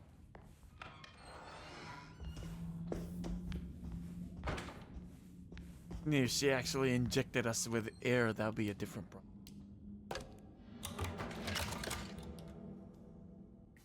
Come on, Grace. I'm too tired for games. I'll even let you play with my jackknife. Oh, good evening. You haven't seen a little girl by any chance, have you? I don't think Yeah, she so. just shanked me Well, with you would a have syringe. known if you did. The only kid crazy enough to be in this place. She's not in her room then? That would be a first. Always running around causing trouble. She's very hard to pin down, that one. You want to sip? I'm good, thank you. Well, I should be going then. Unless there's anything you need from me. I just want to find my uncle before anything happens to him. Oh, don't worry, miss. He'll show up. He is much too lily-livered to kill himself. Why would he? It's his greatest ambition, didn't you know? Take care now.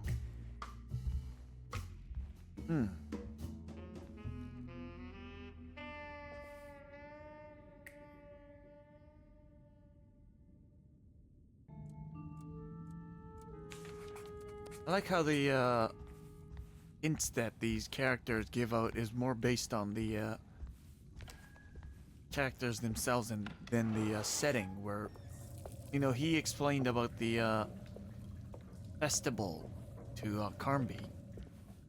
It was brief, but he was talking about Jeremy more than that to Emily. McCarthy moseyed off to continue his search for the little girl. Emily had meant to ask why he was looking for her, but decided against it, fearing that it would just prolong an already awkward scene. Hey, Grace's room. So this is Grace's room. Cute.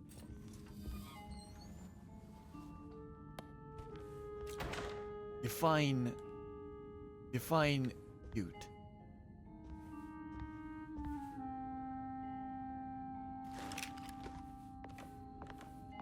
Because we definitely have a different understanding of the word.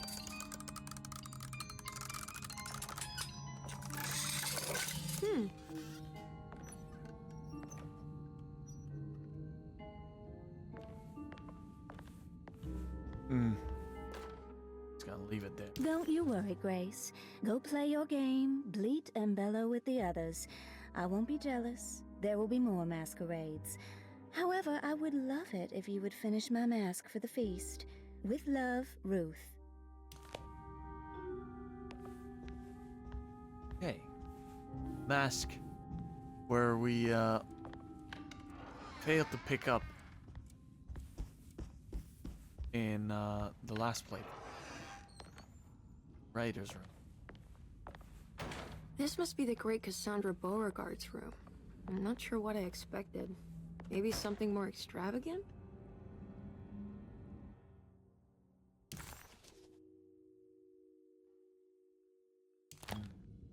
I need that medicine. And we're gonna have to go to Lottie's room and get to the medicine ball. Miss Beauregard, I picked up your medicine at the post office today. As you understand, it needs to be administered by the orderlies for your safety. I've put the box in Lottie's room for now, and I'm sure she will find you as soon as possible. Mr. Waits. Yeah, the rather What's that? enigmatic Mr. Wood. I'm not... I need something else. The medicine bottles had stains of rot on the labels, suggesting some greater shape.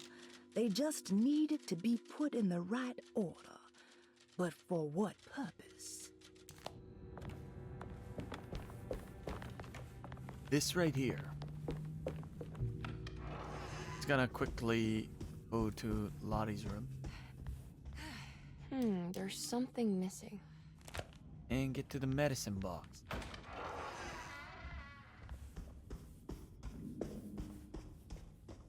Where we should be able to find the other medicine, and we could mess around with the order of it and put it in its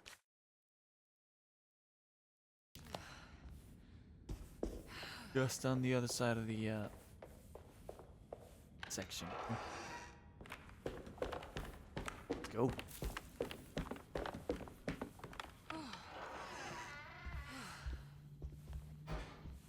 Medicine box, thank you.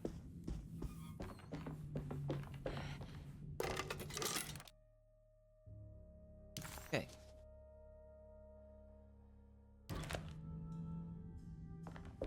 Take that to the right of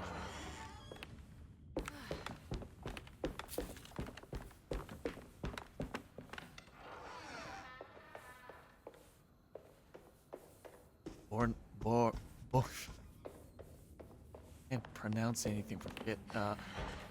Ornaga. Right?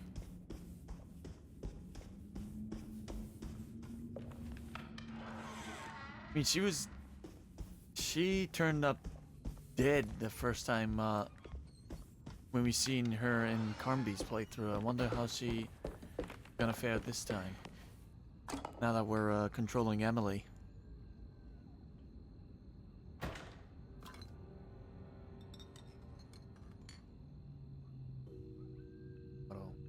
Rotate.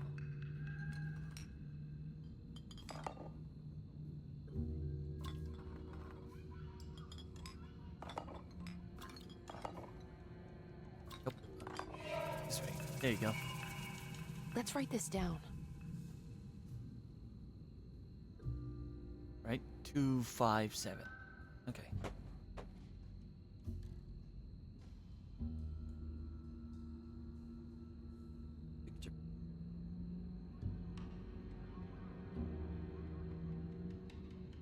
Picture of the zodiac sign 257.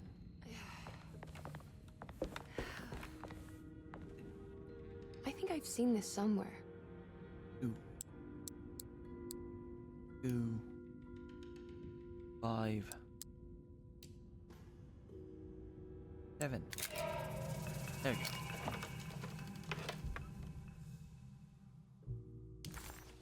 Now we got that broken plate. We can take it to the boiler room and work on that plate there.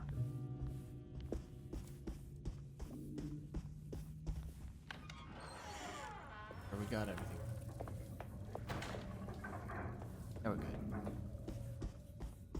Not much else here.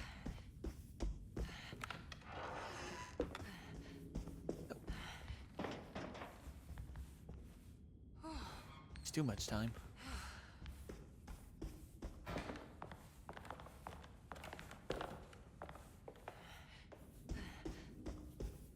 Stairs. And down to the basement.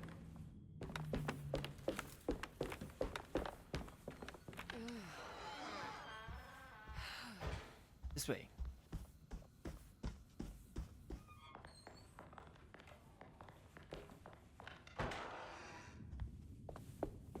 There we go. Right here.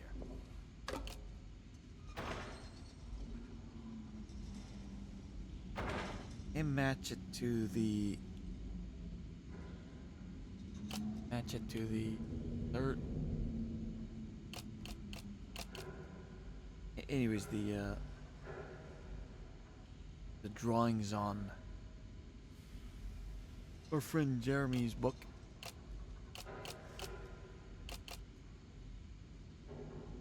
Shouldn't take too long.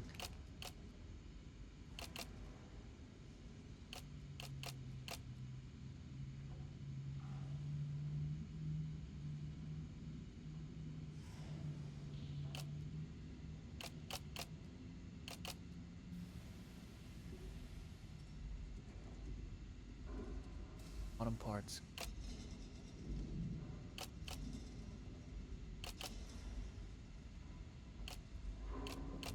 Done with it. Yep. Now it's just a matter of putting the rest of it.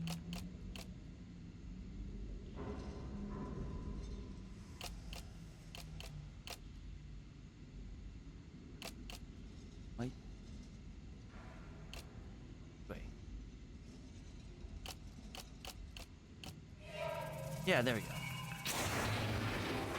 Good. Let's see the numbers on the boilers. 975. All right. Put that there. 9. Oh, that's 6. 9. 9.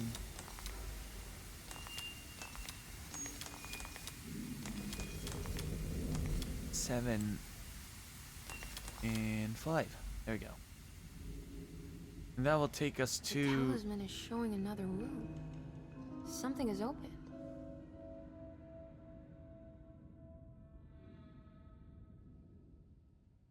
Go to the wine cellar. Sure that we haven't anything good. Right. Going. And that's gonna take us to, yeah, the graveyard.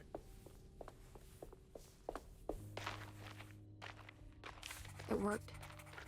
I'm in another one of Jeremy's dreams. Emily stepped out into the humid night and found herself recognizing the Lafayette Cemetery. She hadn't been here for years, she thought, and in a way, she still hadn't returned. This was something not quite the same. Hoping she would soon get to see her uncle, she set off to find the chapel mentioned in his book. Yep. To the chapel then.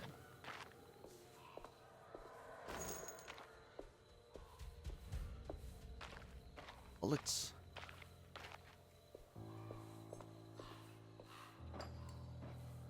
And this is going to be a bit tough because there's a lot of enemies, hard-hitting enemies in the area. There's a lot of them.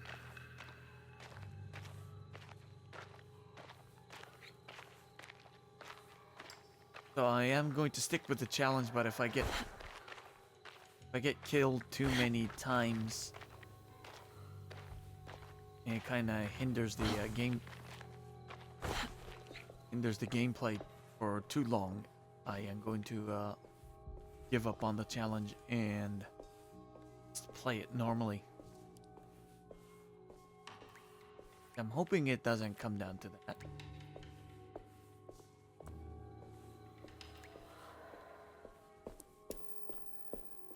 It's been a while since I visited the family tomb. I hope it's in a better state than the real world.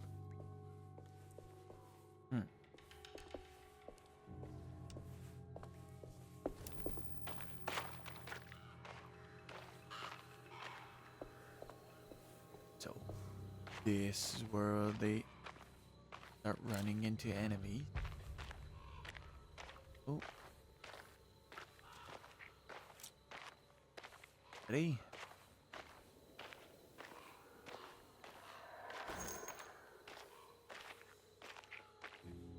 Sure it's loaded. There's the shotgun. Don't press up, because that'll be the dumbest end to a challenge if I accidentally press up and drink for no reason. What's that for? There's something missing. That thing there.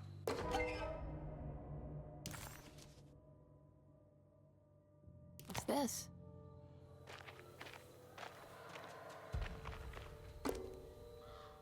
Okay, and match the engravings. So there we go. There we go. How is my swinging whip? Good. Taking the sledgehammer though. Okay. Here it comes.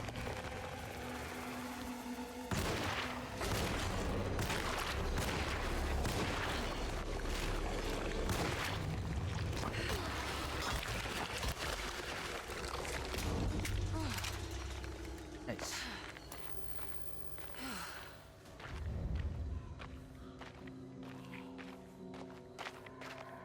care of. There. And this is where we start to sneak.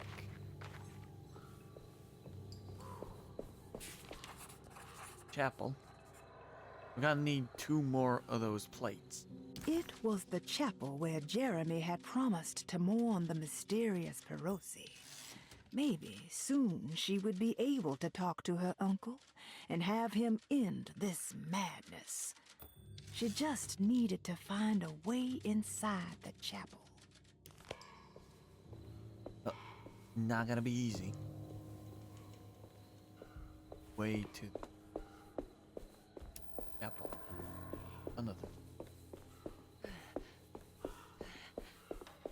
Down into the catacomb.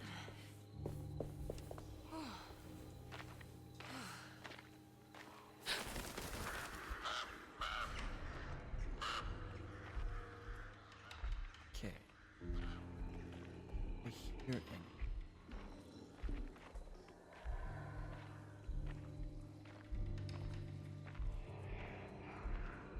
you're a zombie dude.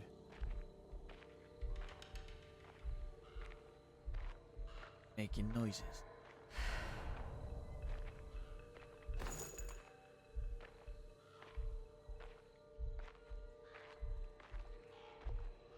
Yeah, there.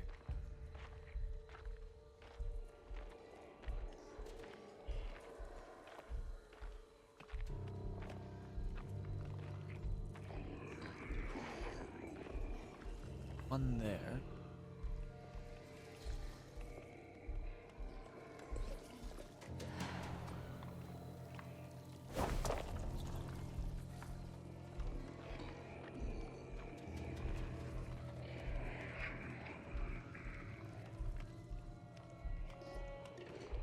Nice sneak.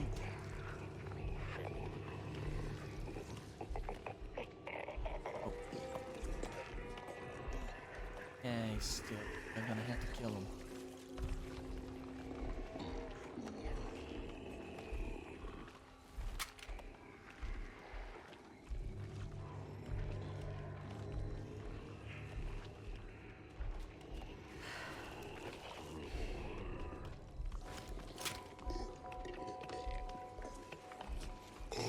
Oh yeah. These.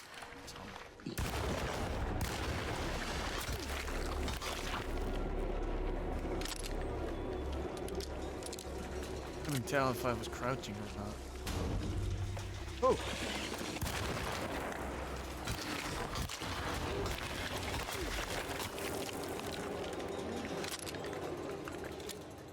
Never sneak up on me.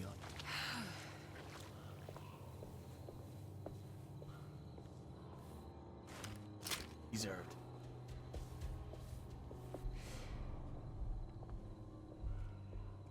Press Y to sneak. Why, thank you. I never noticed that.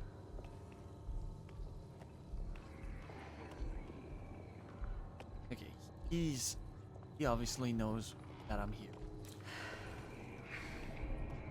Oh, maybe not.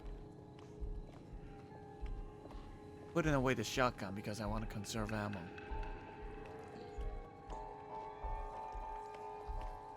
I'm gonna follow him.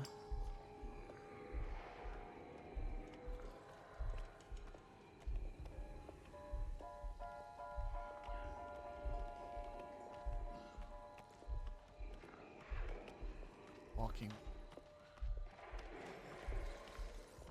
And way too slow, he's gonna catch up.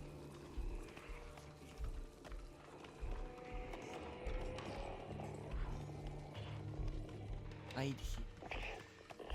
Hide here and we'll let in.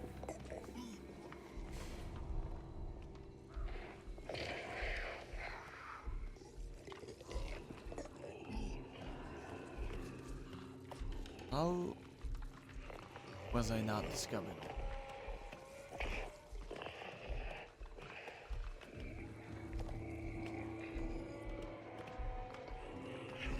Not sure how I pulled that off, but we did.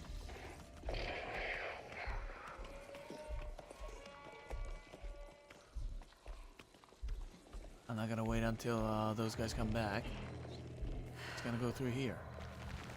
Go, go, go. Yeah. There you go. And they're not gonna be a problem anymore. Yeah, get through.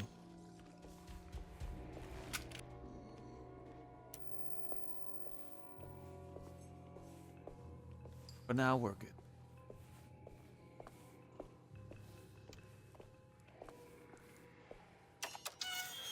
Up.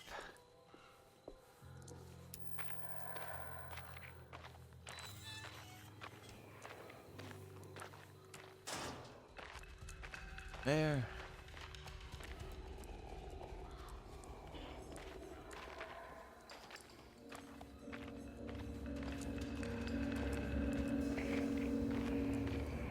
Went down. We're not gonna be able to.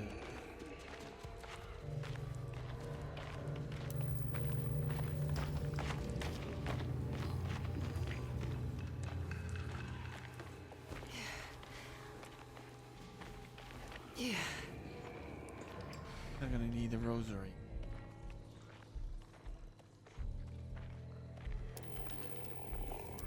Oh. You know what?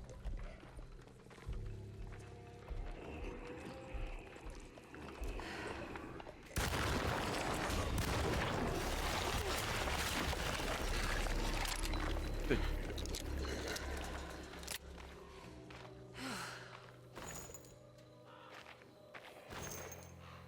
Bullets.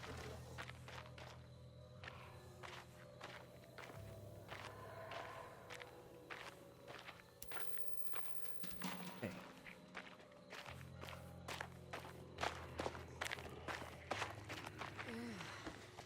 For now. Yeah.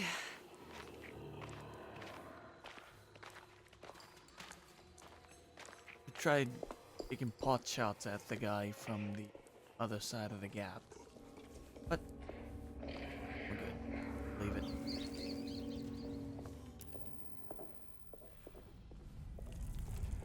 It's the part where we have to outside.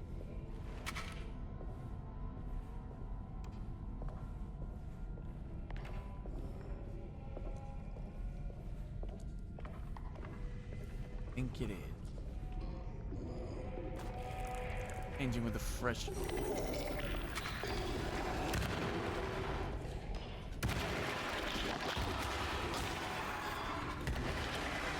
I'm too busy dealing with him, not you.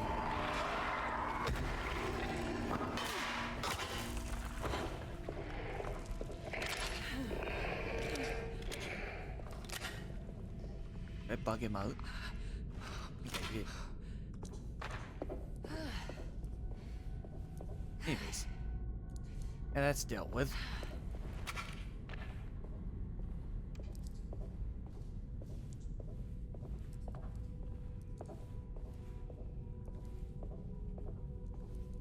And Yeoman.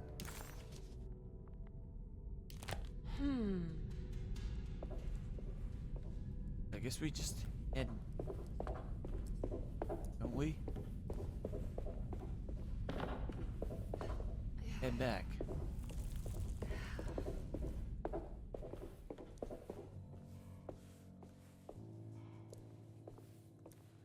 Because I don't want to go through that gauntlet. That's an even bigger boy.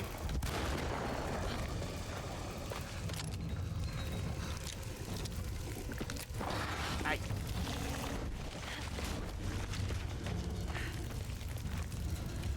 Oh, you're too close for that? Ah, fuck.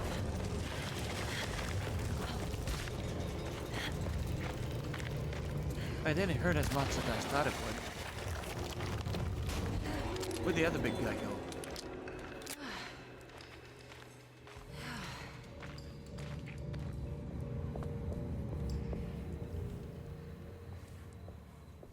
Anyways. Now we're fine.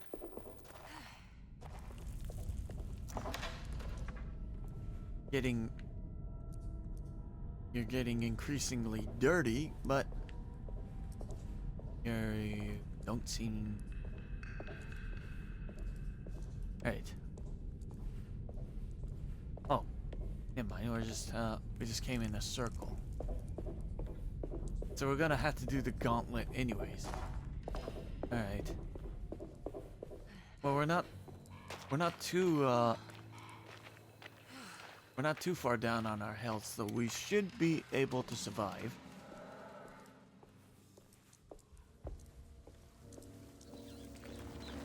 Just don't get hit one too many times.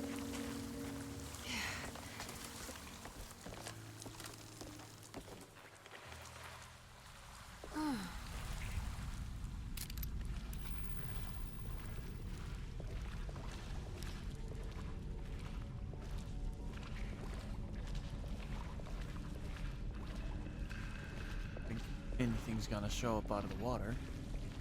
Good. So.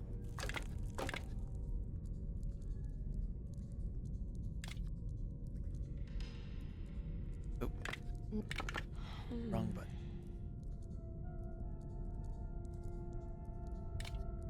Rotate.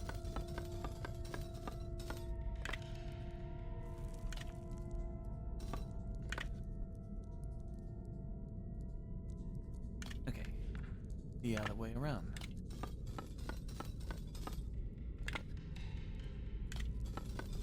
And that's two. Good.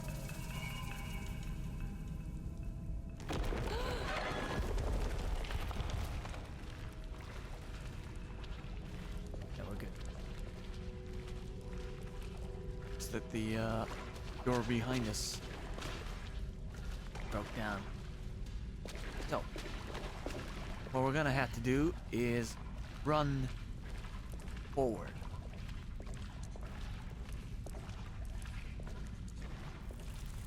Because if it's the same with Carmby's route, we're gonna have to run through a gauntlet that we're not going to win.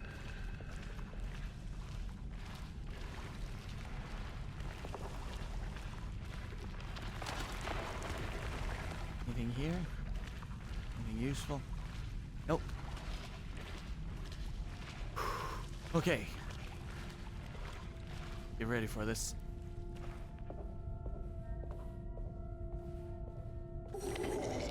Okay, time to run. Time to run. Yeah, couldn't agree more. Let's go. Shit. Get out of the way. Go, go, go, go, go, go, go, go, go, go, go. Keep going, keep going, keep going, keep going.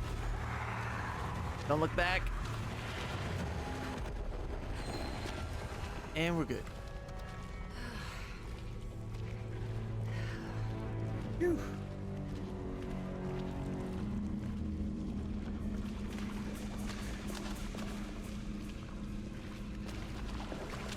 There's no way they're gonna make it through that. They're fine. In the clear. Just grab the, yeah, just grab that and go.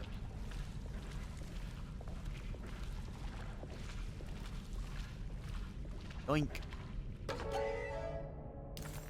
Good. There we go.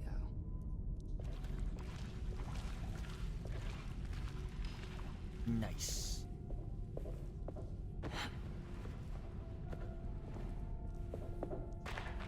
That. And up that.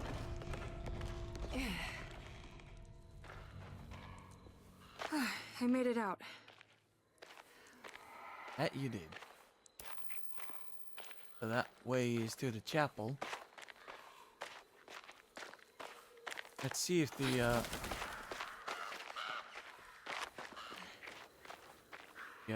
writer lady made it out this time.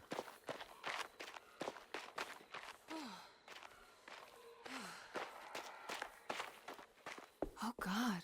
Nope. Dead as usual.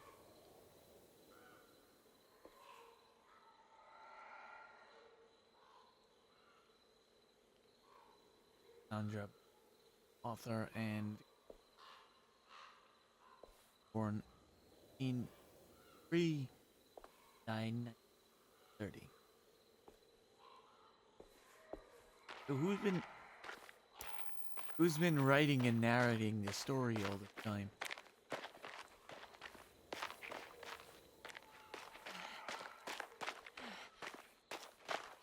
Fortunately, she is not gonna make it out, just like Perosi.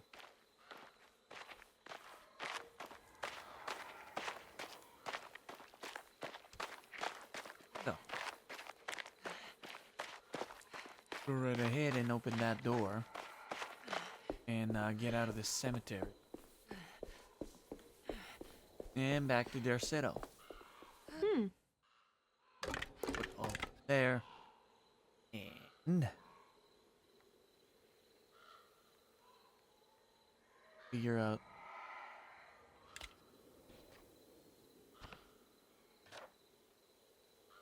all right, they all correspond with each other this time.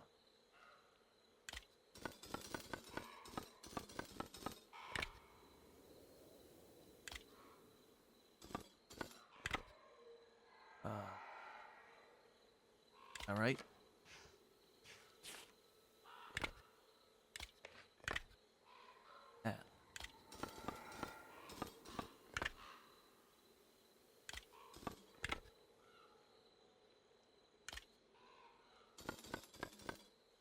There you go.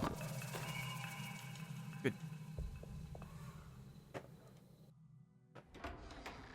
And there is Perosi ceased.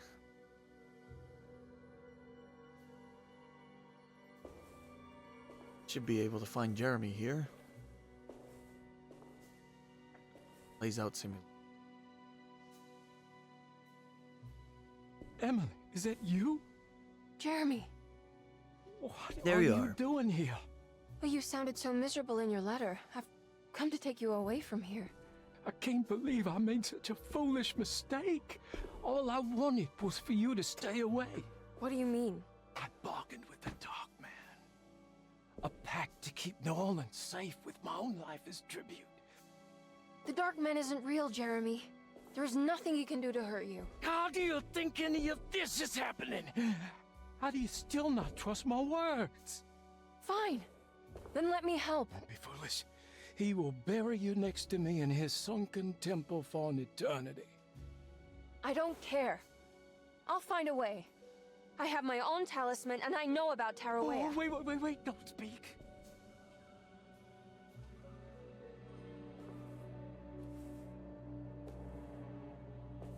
Who's in here? Show yourself. You know who, Emily. He took your grandfather. No, I mean it. Who's in here? I can feel someone's in here. Do we get to see? Oh, we get to see him earlier this time. Uh-oh. Emily!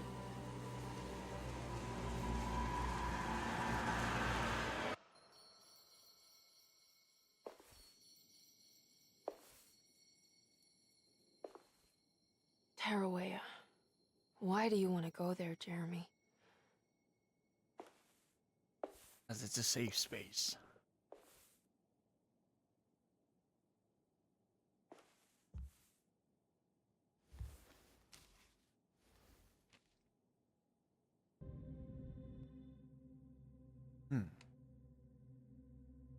Was it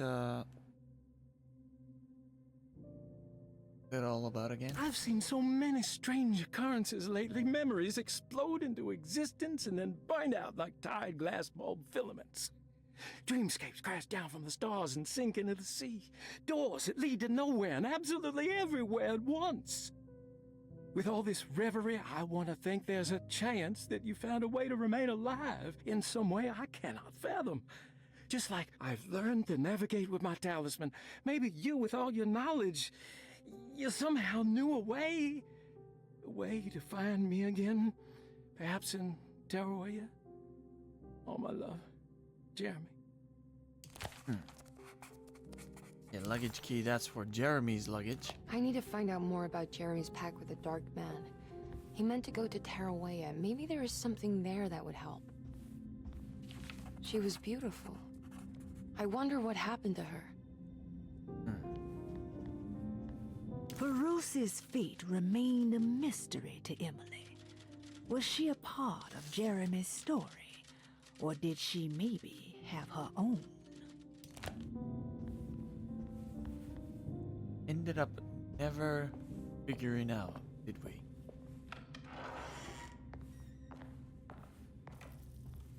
Here.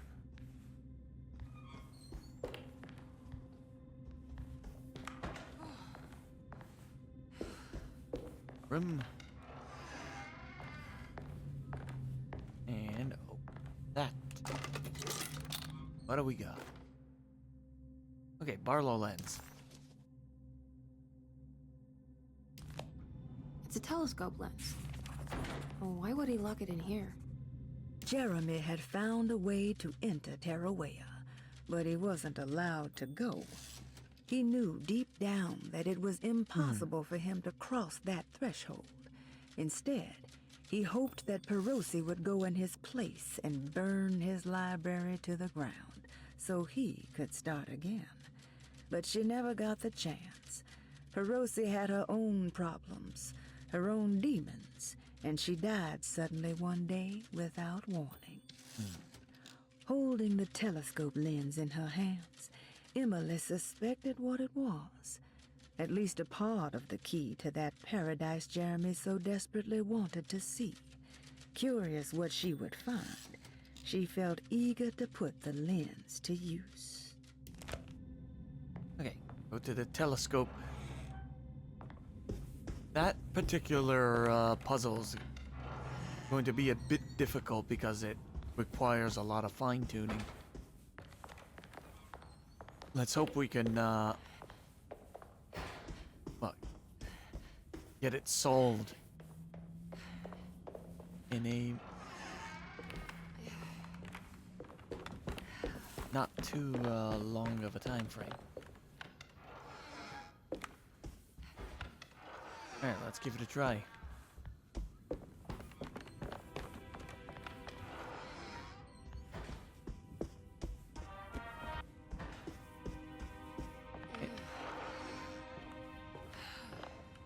Top of that, the longer we stay, the longer we're gonna have to listen to that broken record. Anywho.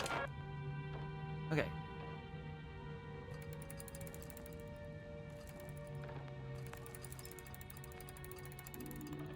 See it. Carefully align it. Focus.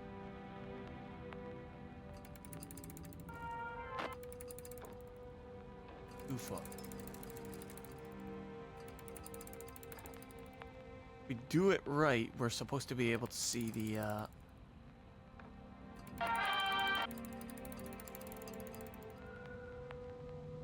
white light star on the far right.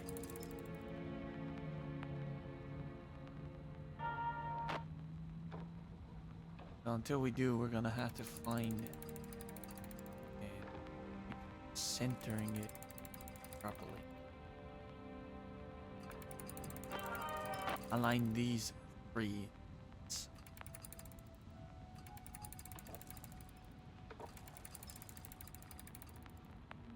The point of reference. Maybe this one in the center.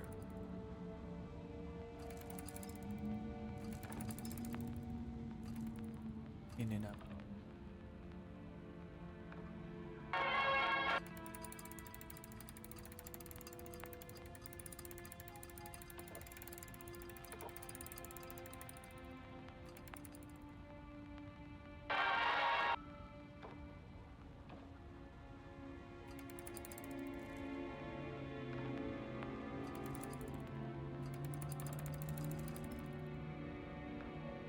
Again.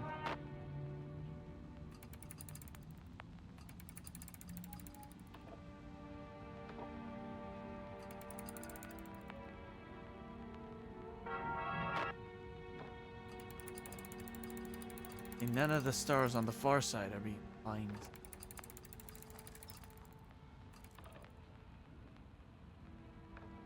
just in case I have to read the book in order for the fine.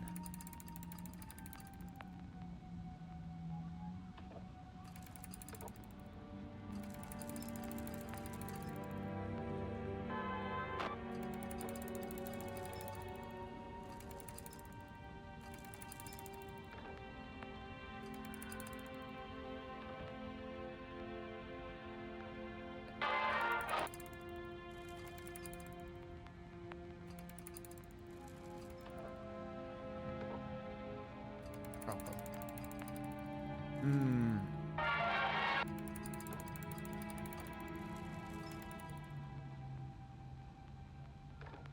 Okay, put that star. That up one. Too far.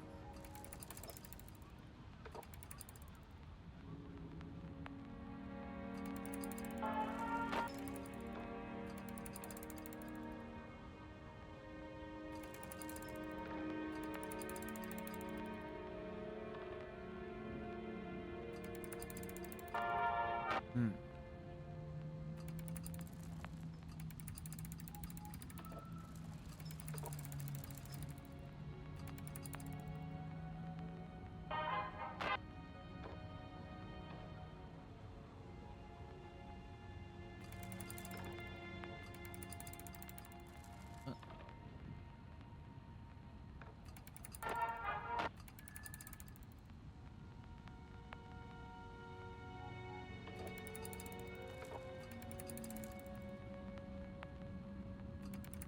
Okay, it's starting to look like it's coming in focus that way. One on the far right is.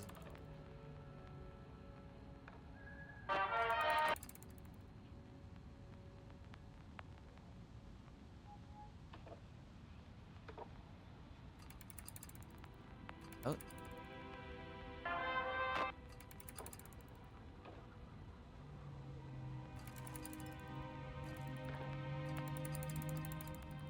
One is not being focused.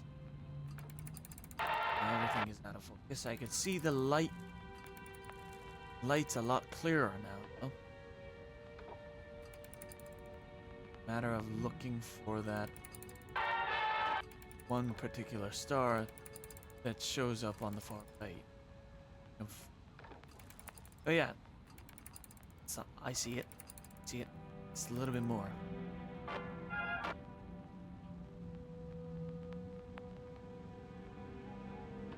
Put that in focus.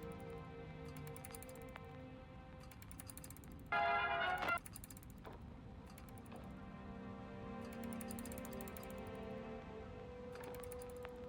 little bit more.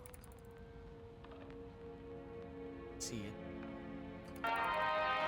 Far.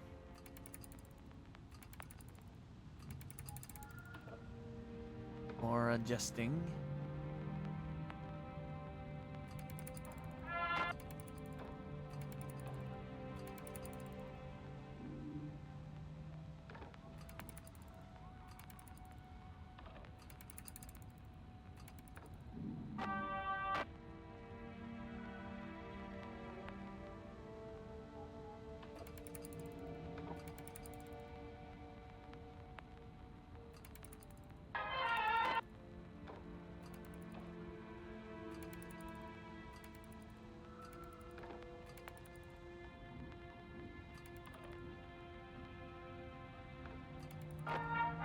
A little bit more.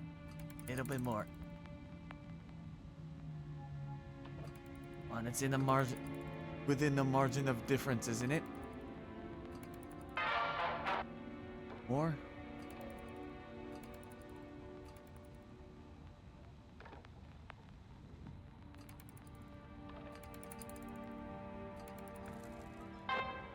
Oh, there we go. Nice. Oh. There we go. And maybe we can Yeah, we could maybe get ourselves through Terraria and the star constellation again.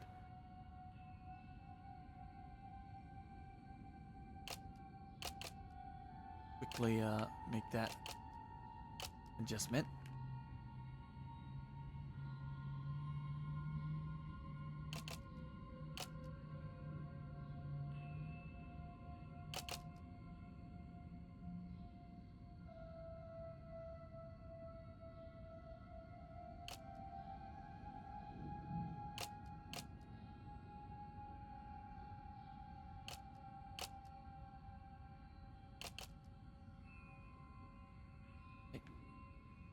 It's just the top side. There we go. 941. And it does it for me. Wait, what's Right. going on? It's entering the numbers by itself? Okay, great. So where is that? The dining hall.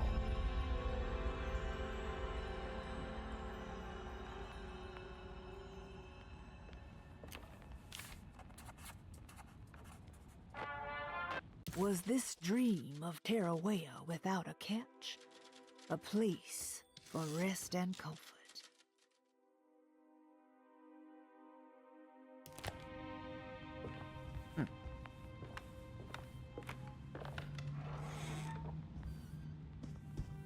Okay. So we need to get to the dining room. In order to do that, I think we need to approach it from the third floor. Let's go.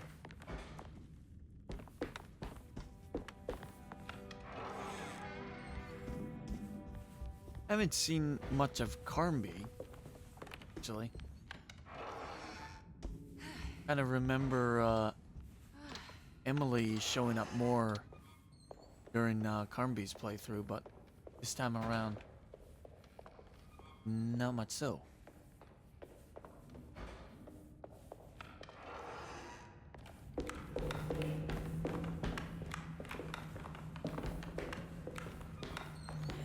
Maybe we're about to see what's up. Dining room we go. And that it's open. Good. There's more of that unsettling rot. Mm-hmm. And it's open door.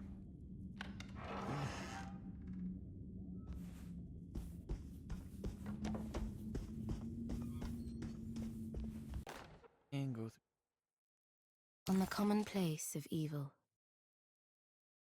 there lies virtue and stark irreverence. We heard that one before.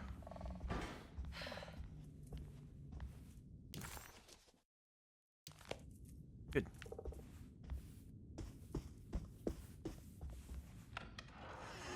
And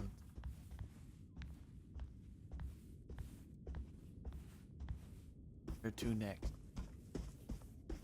All right, there you go. Let's go back, and that will take us to Terraria, Chapter 3.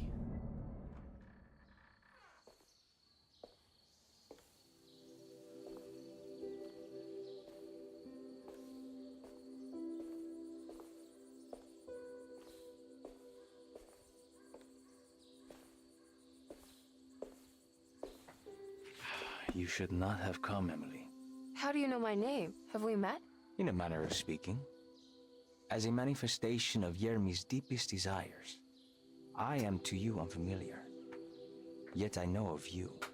Are you Jeremy? Is that what you're saying? I am only his subconscious thoughts. I cannot speak for his totality. How come you have a Spanish accent? And what is this place? Is this Terrawea? This is indeed the fabled convent of Tarawea, where Yermi goes to find peace during his sessions with Dr. Gray. It's all fantasy then. Based on the things he has read and seen. And that includes you. Yes. My name is Juan Luis Jorge. Yermi once read a book of mine. It stuck with him. Can you help me break the pact with the Dark Man so we can leave Derceto? Jeremy doesn't want you to. He wants to honor his word to the Dark Man. Why? What's the point? I don't understand what the pact is for. The people of Derceto are calling upon evil to enter this world. Your uncle offered his soul to the Dark Man to contain this disaster. What? No, that doesn't make any sense. The pact will be fulfilled at dawn. As the sun rises, Jeremy will forever be entombed in his sunken desert temple. As promised, the Dark Man shall quarantine and starve the evil inside Derceto.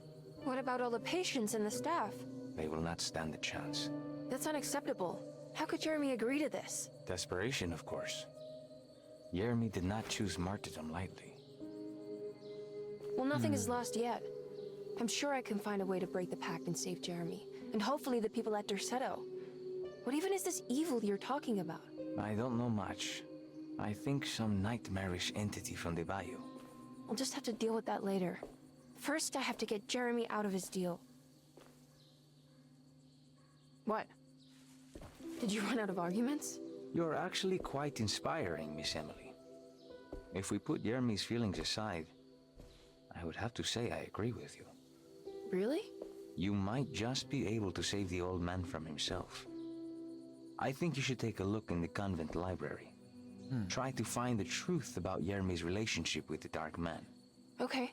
You should know that you won't be alone in those grand halls. The Dark Man has been reading those books for years. He's here?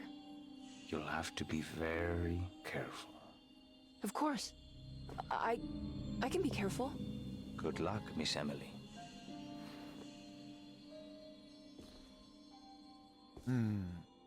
Yeah, so the Dark Man.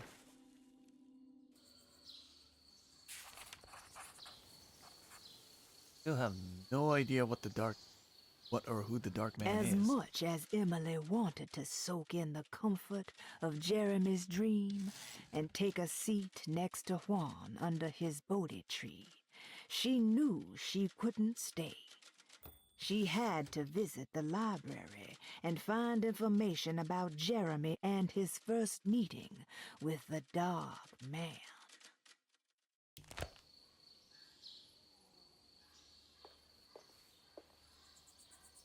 What is the Dark Man, do you know? The Black Sun. The stalker among the stars. The crawling chaos. No. Neither I nor Jeremy knows what he truly is.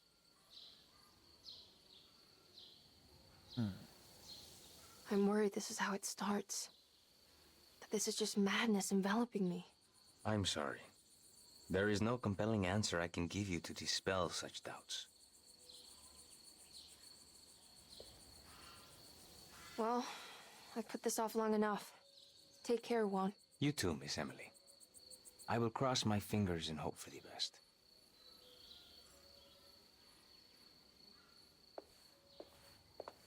So yeah, if the crawling chaos, the game has been hinting that it's been it's related to the Cthulhu mythos. So crawling chaos in Yellow Hotep. I keep butchering his name every time, but that means it's another deity going up against another deity, which is Shub-Nagorath, which is the spoiler alert, who wasn't here for the Carnby part, the big bad evil guy that we're gonna have to deal with eventually.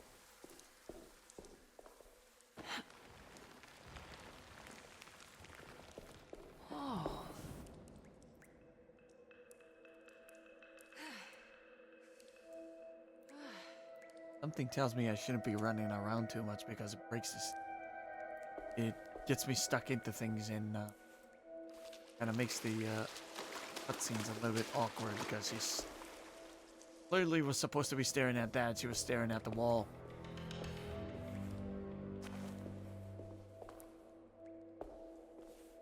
Anyways, let's quickly. There's something missing. Quickly get through here. Keep it contained within 3 hours.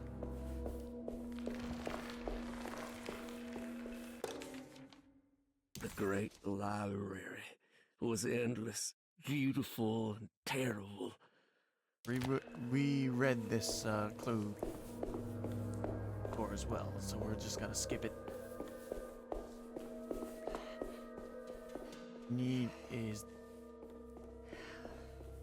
What we need is the cross. Forgot which statue keeps it.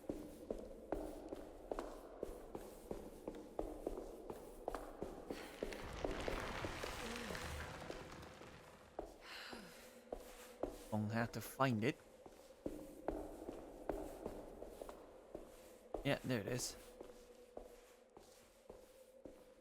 So once we grab a hold of that, we're gonna have to contend with the Dark Man. So gotta be ready.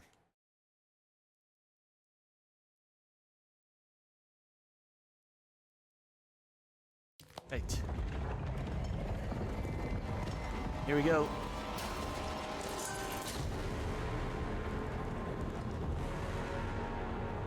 And there's the gassy man. It's the Dark Man. And we should stay out of his way.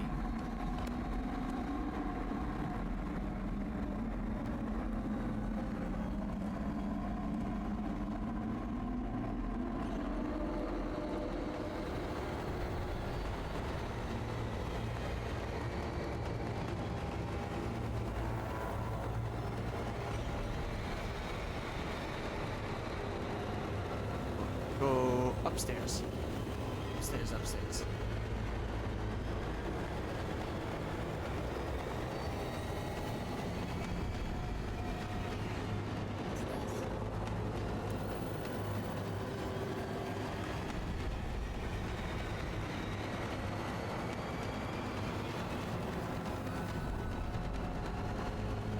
Okay, I think we missed a ton of legend apps, but we're gonna have to worry about that later.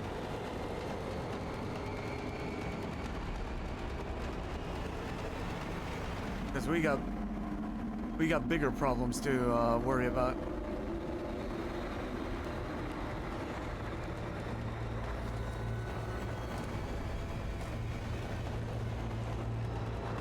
Okay, keep going. We're gonna have to walk through him. There we go.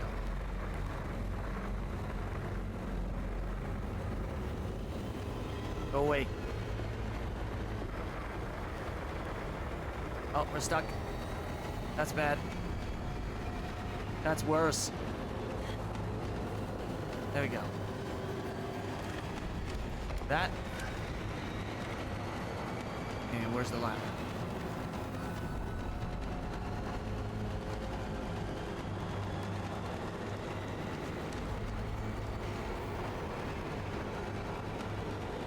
Apparently we can't stare at him because he's got such bad gas that it brings back nightmarish memories.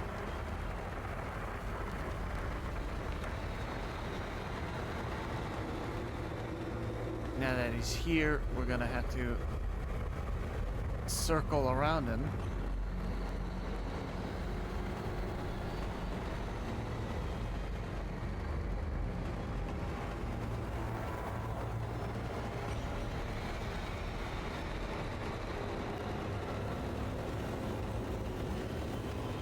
Now,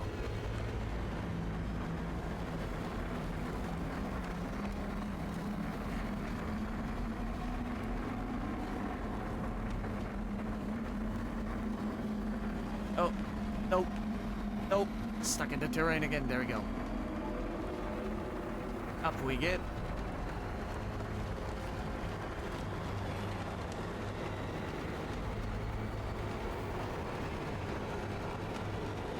And hopefully out of harm's way. Good.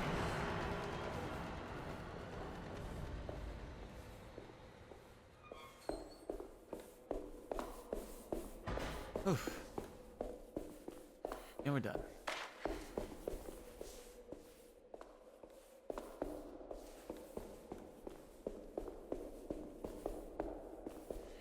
And that should... all we have to do is get to the center. And that should get us out of here.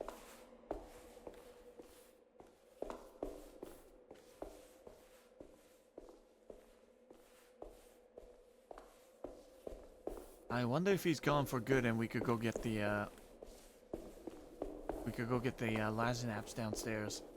Because the painting palette is definitely a Laznaps. I think I could say that with quite the confidence.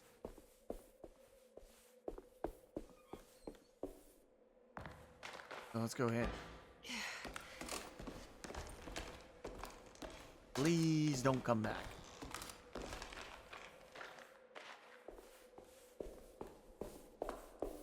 Okay, he's not coming back.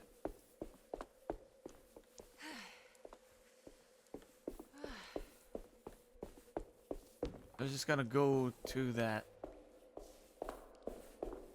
gap where Jeremy's secret hidey hole. Yeah.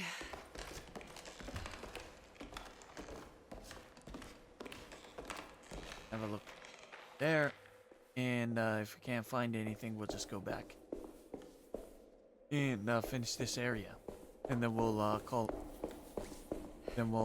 it for today.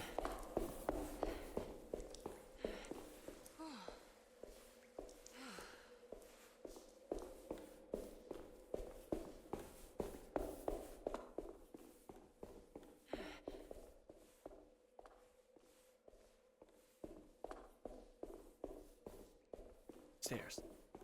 Take the stairs. Go. There.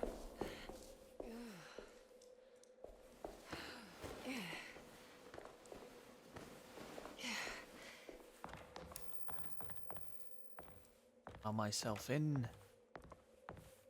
And well, because nothing here for me. Okay.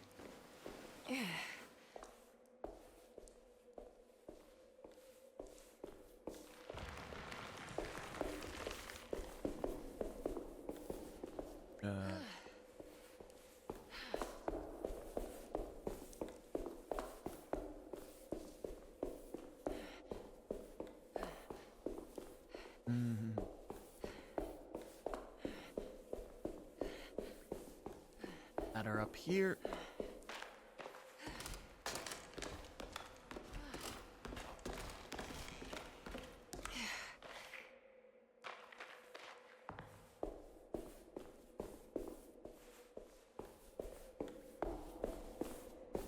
To that door. And up the ladder to the...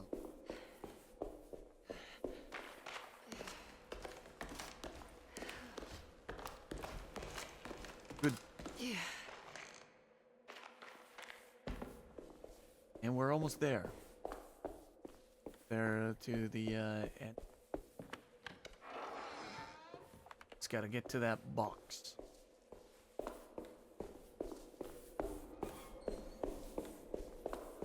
Be just fine.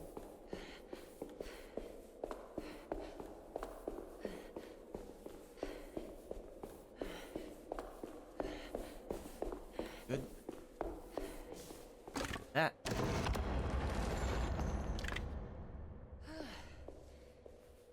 Lock my oh. Nice. It was in the hot autumn that I went through the night with the restless crowds. He was a kind of itinerant showman who held forth in public halls and aroused widespread fear. The New Orleans address of the event is lost, but I remember distinctly the Prext shipping company pressing their contribution. Emily! Uh-oh. Have to go guns blazing. Or actually, don't look at it.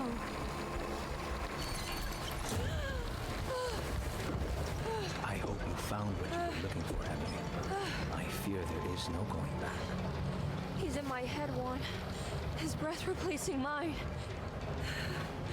You should not have come, Emily.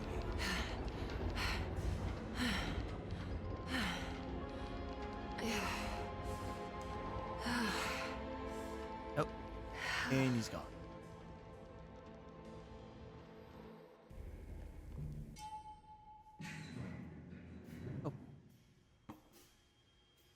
Well, if it isn't my new best friend. Come, join me for some giggle water. Oh, you actually get to keep the book? Oh, Miss Hartwood, don't tell me you've been out swinging without me. Ruth, what is this place? Where are we? Have you never been to the Maccabean before? Goodness me. Tell me, Miss Hartwood, have you ever considered going out for an evening? Are we in New Orleans? Oh, who can tell anymore? I just went inside the grand parlor and suddenly here I am. The grand parlor? Can I get back to Derceto from here?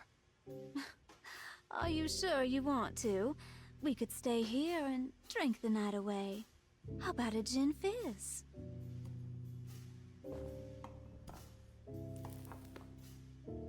If this is New Orleans, maybe I should go further. Find that magic show the book was talking about. But there was no address, just Prext Shipping Company. Oh, is this about where Jeremy met the Dark Man? How do you know about that? Yeah, that's been... Jeremy talked a lot about the Dark Man. I always felt a bit envious. How so? If an all-powerful entity showed me any interest, I'd at least hear him out. I'm sure he has plenty to offer. I don't think you'd want that, Ruth. You're too sweet for such darkness. Oh, please. What kind of blue nose do you take me for? I relish the darkness. I think it suits me.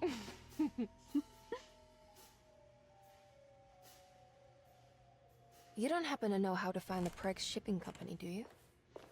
Of course. Their office is just over there. Oh. Whoa, what happened? You just got lucky. A bientôt, Mademoiselle Emily. Hey, do you know where my uncle is? No, but I bet you're close.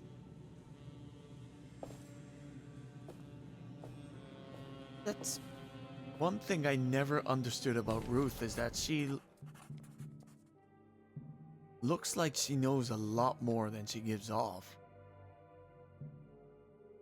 But she doesn't really take part in the story at all.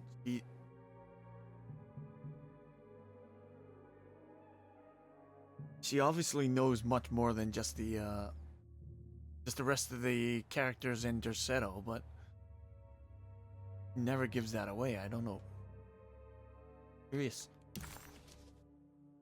On the Crescent City. New Orleans lies southwest of Derceto, along the great Mississippi River.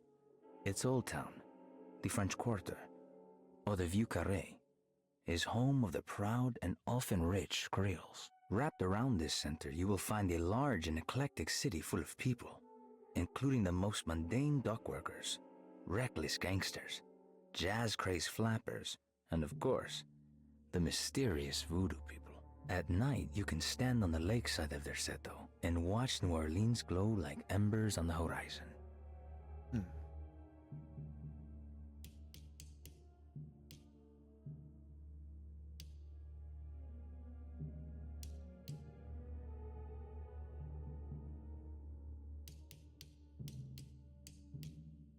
And we're still have like 2 Legend apps that we haven't collected. We're almost done with the collection though.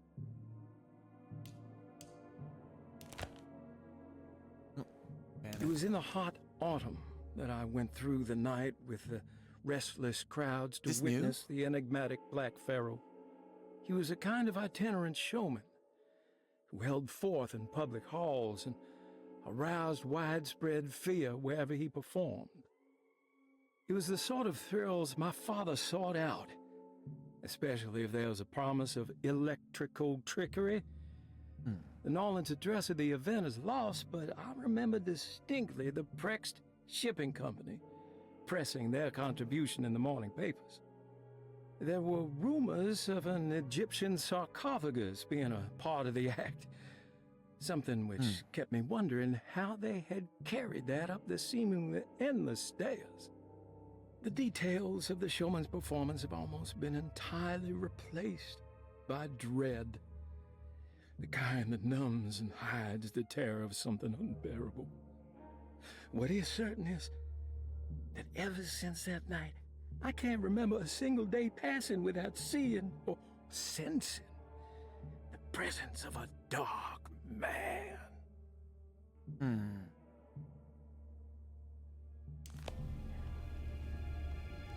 Pregg's Shipping Company.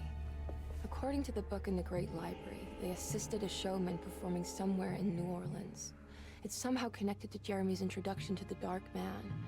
I'm sure I can find the address inside. Game then.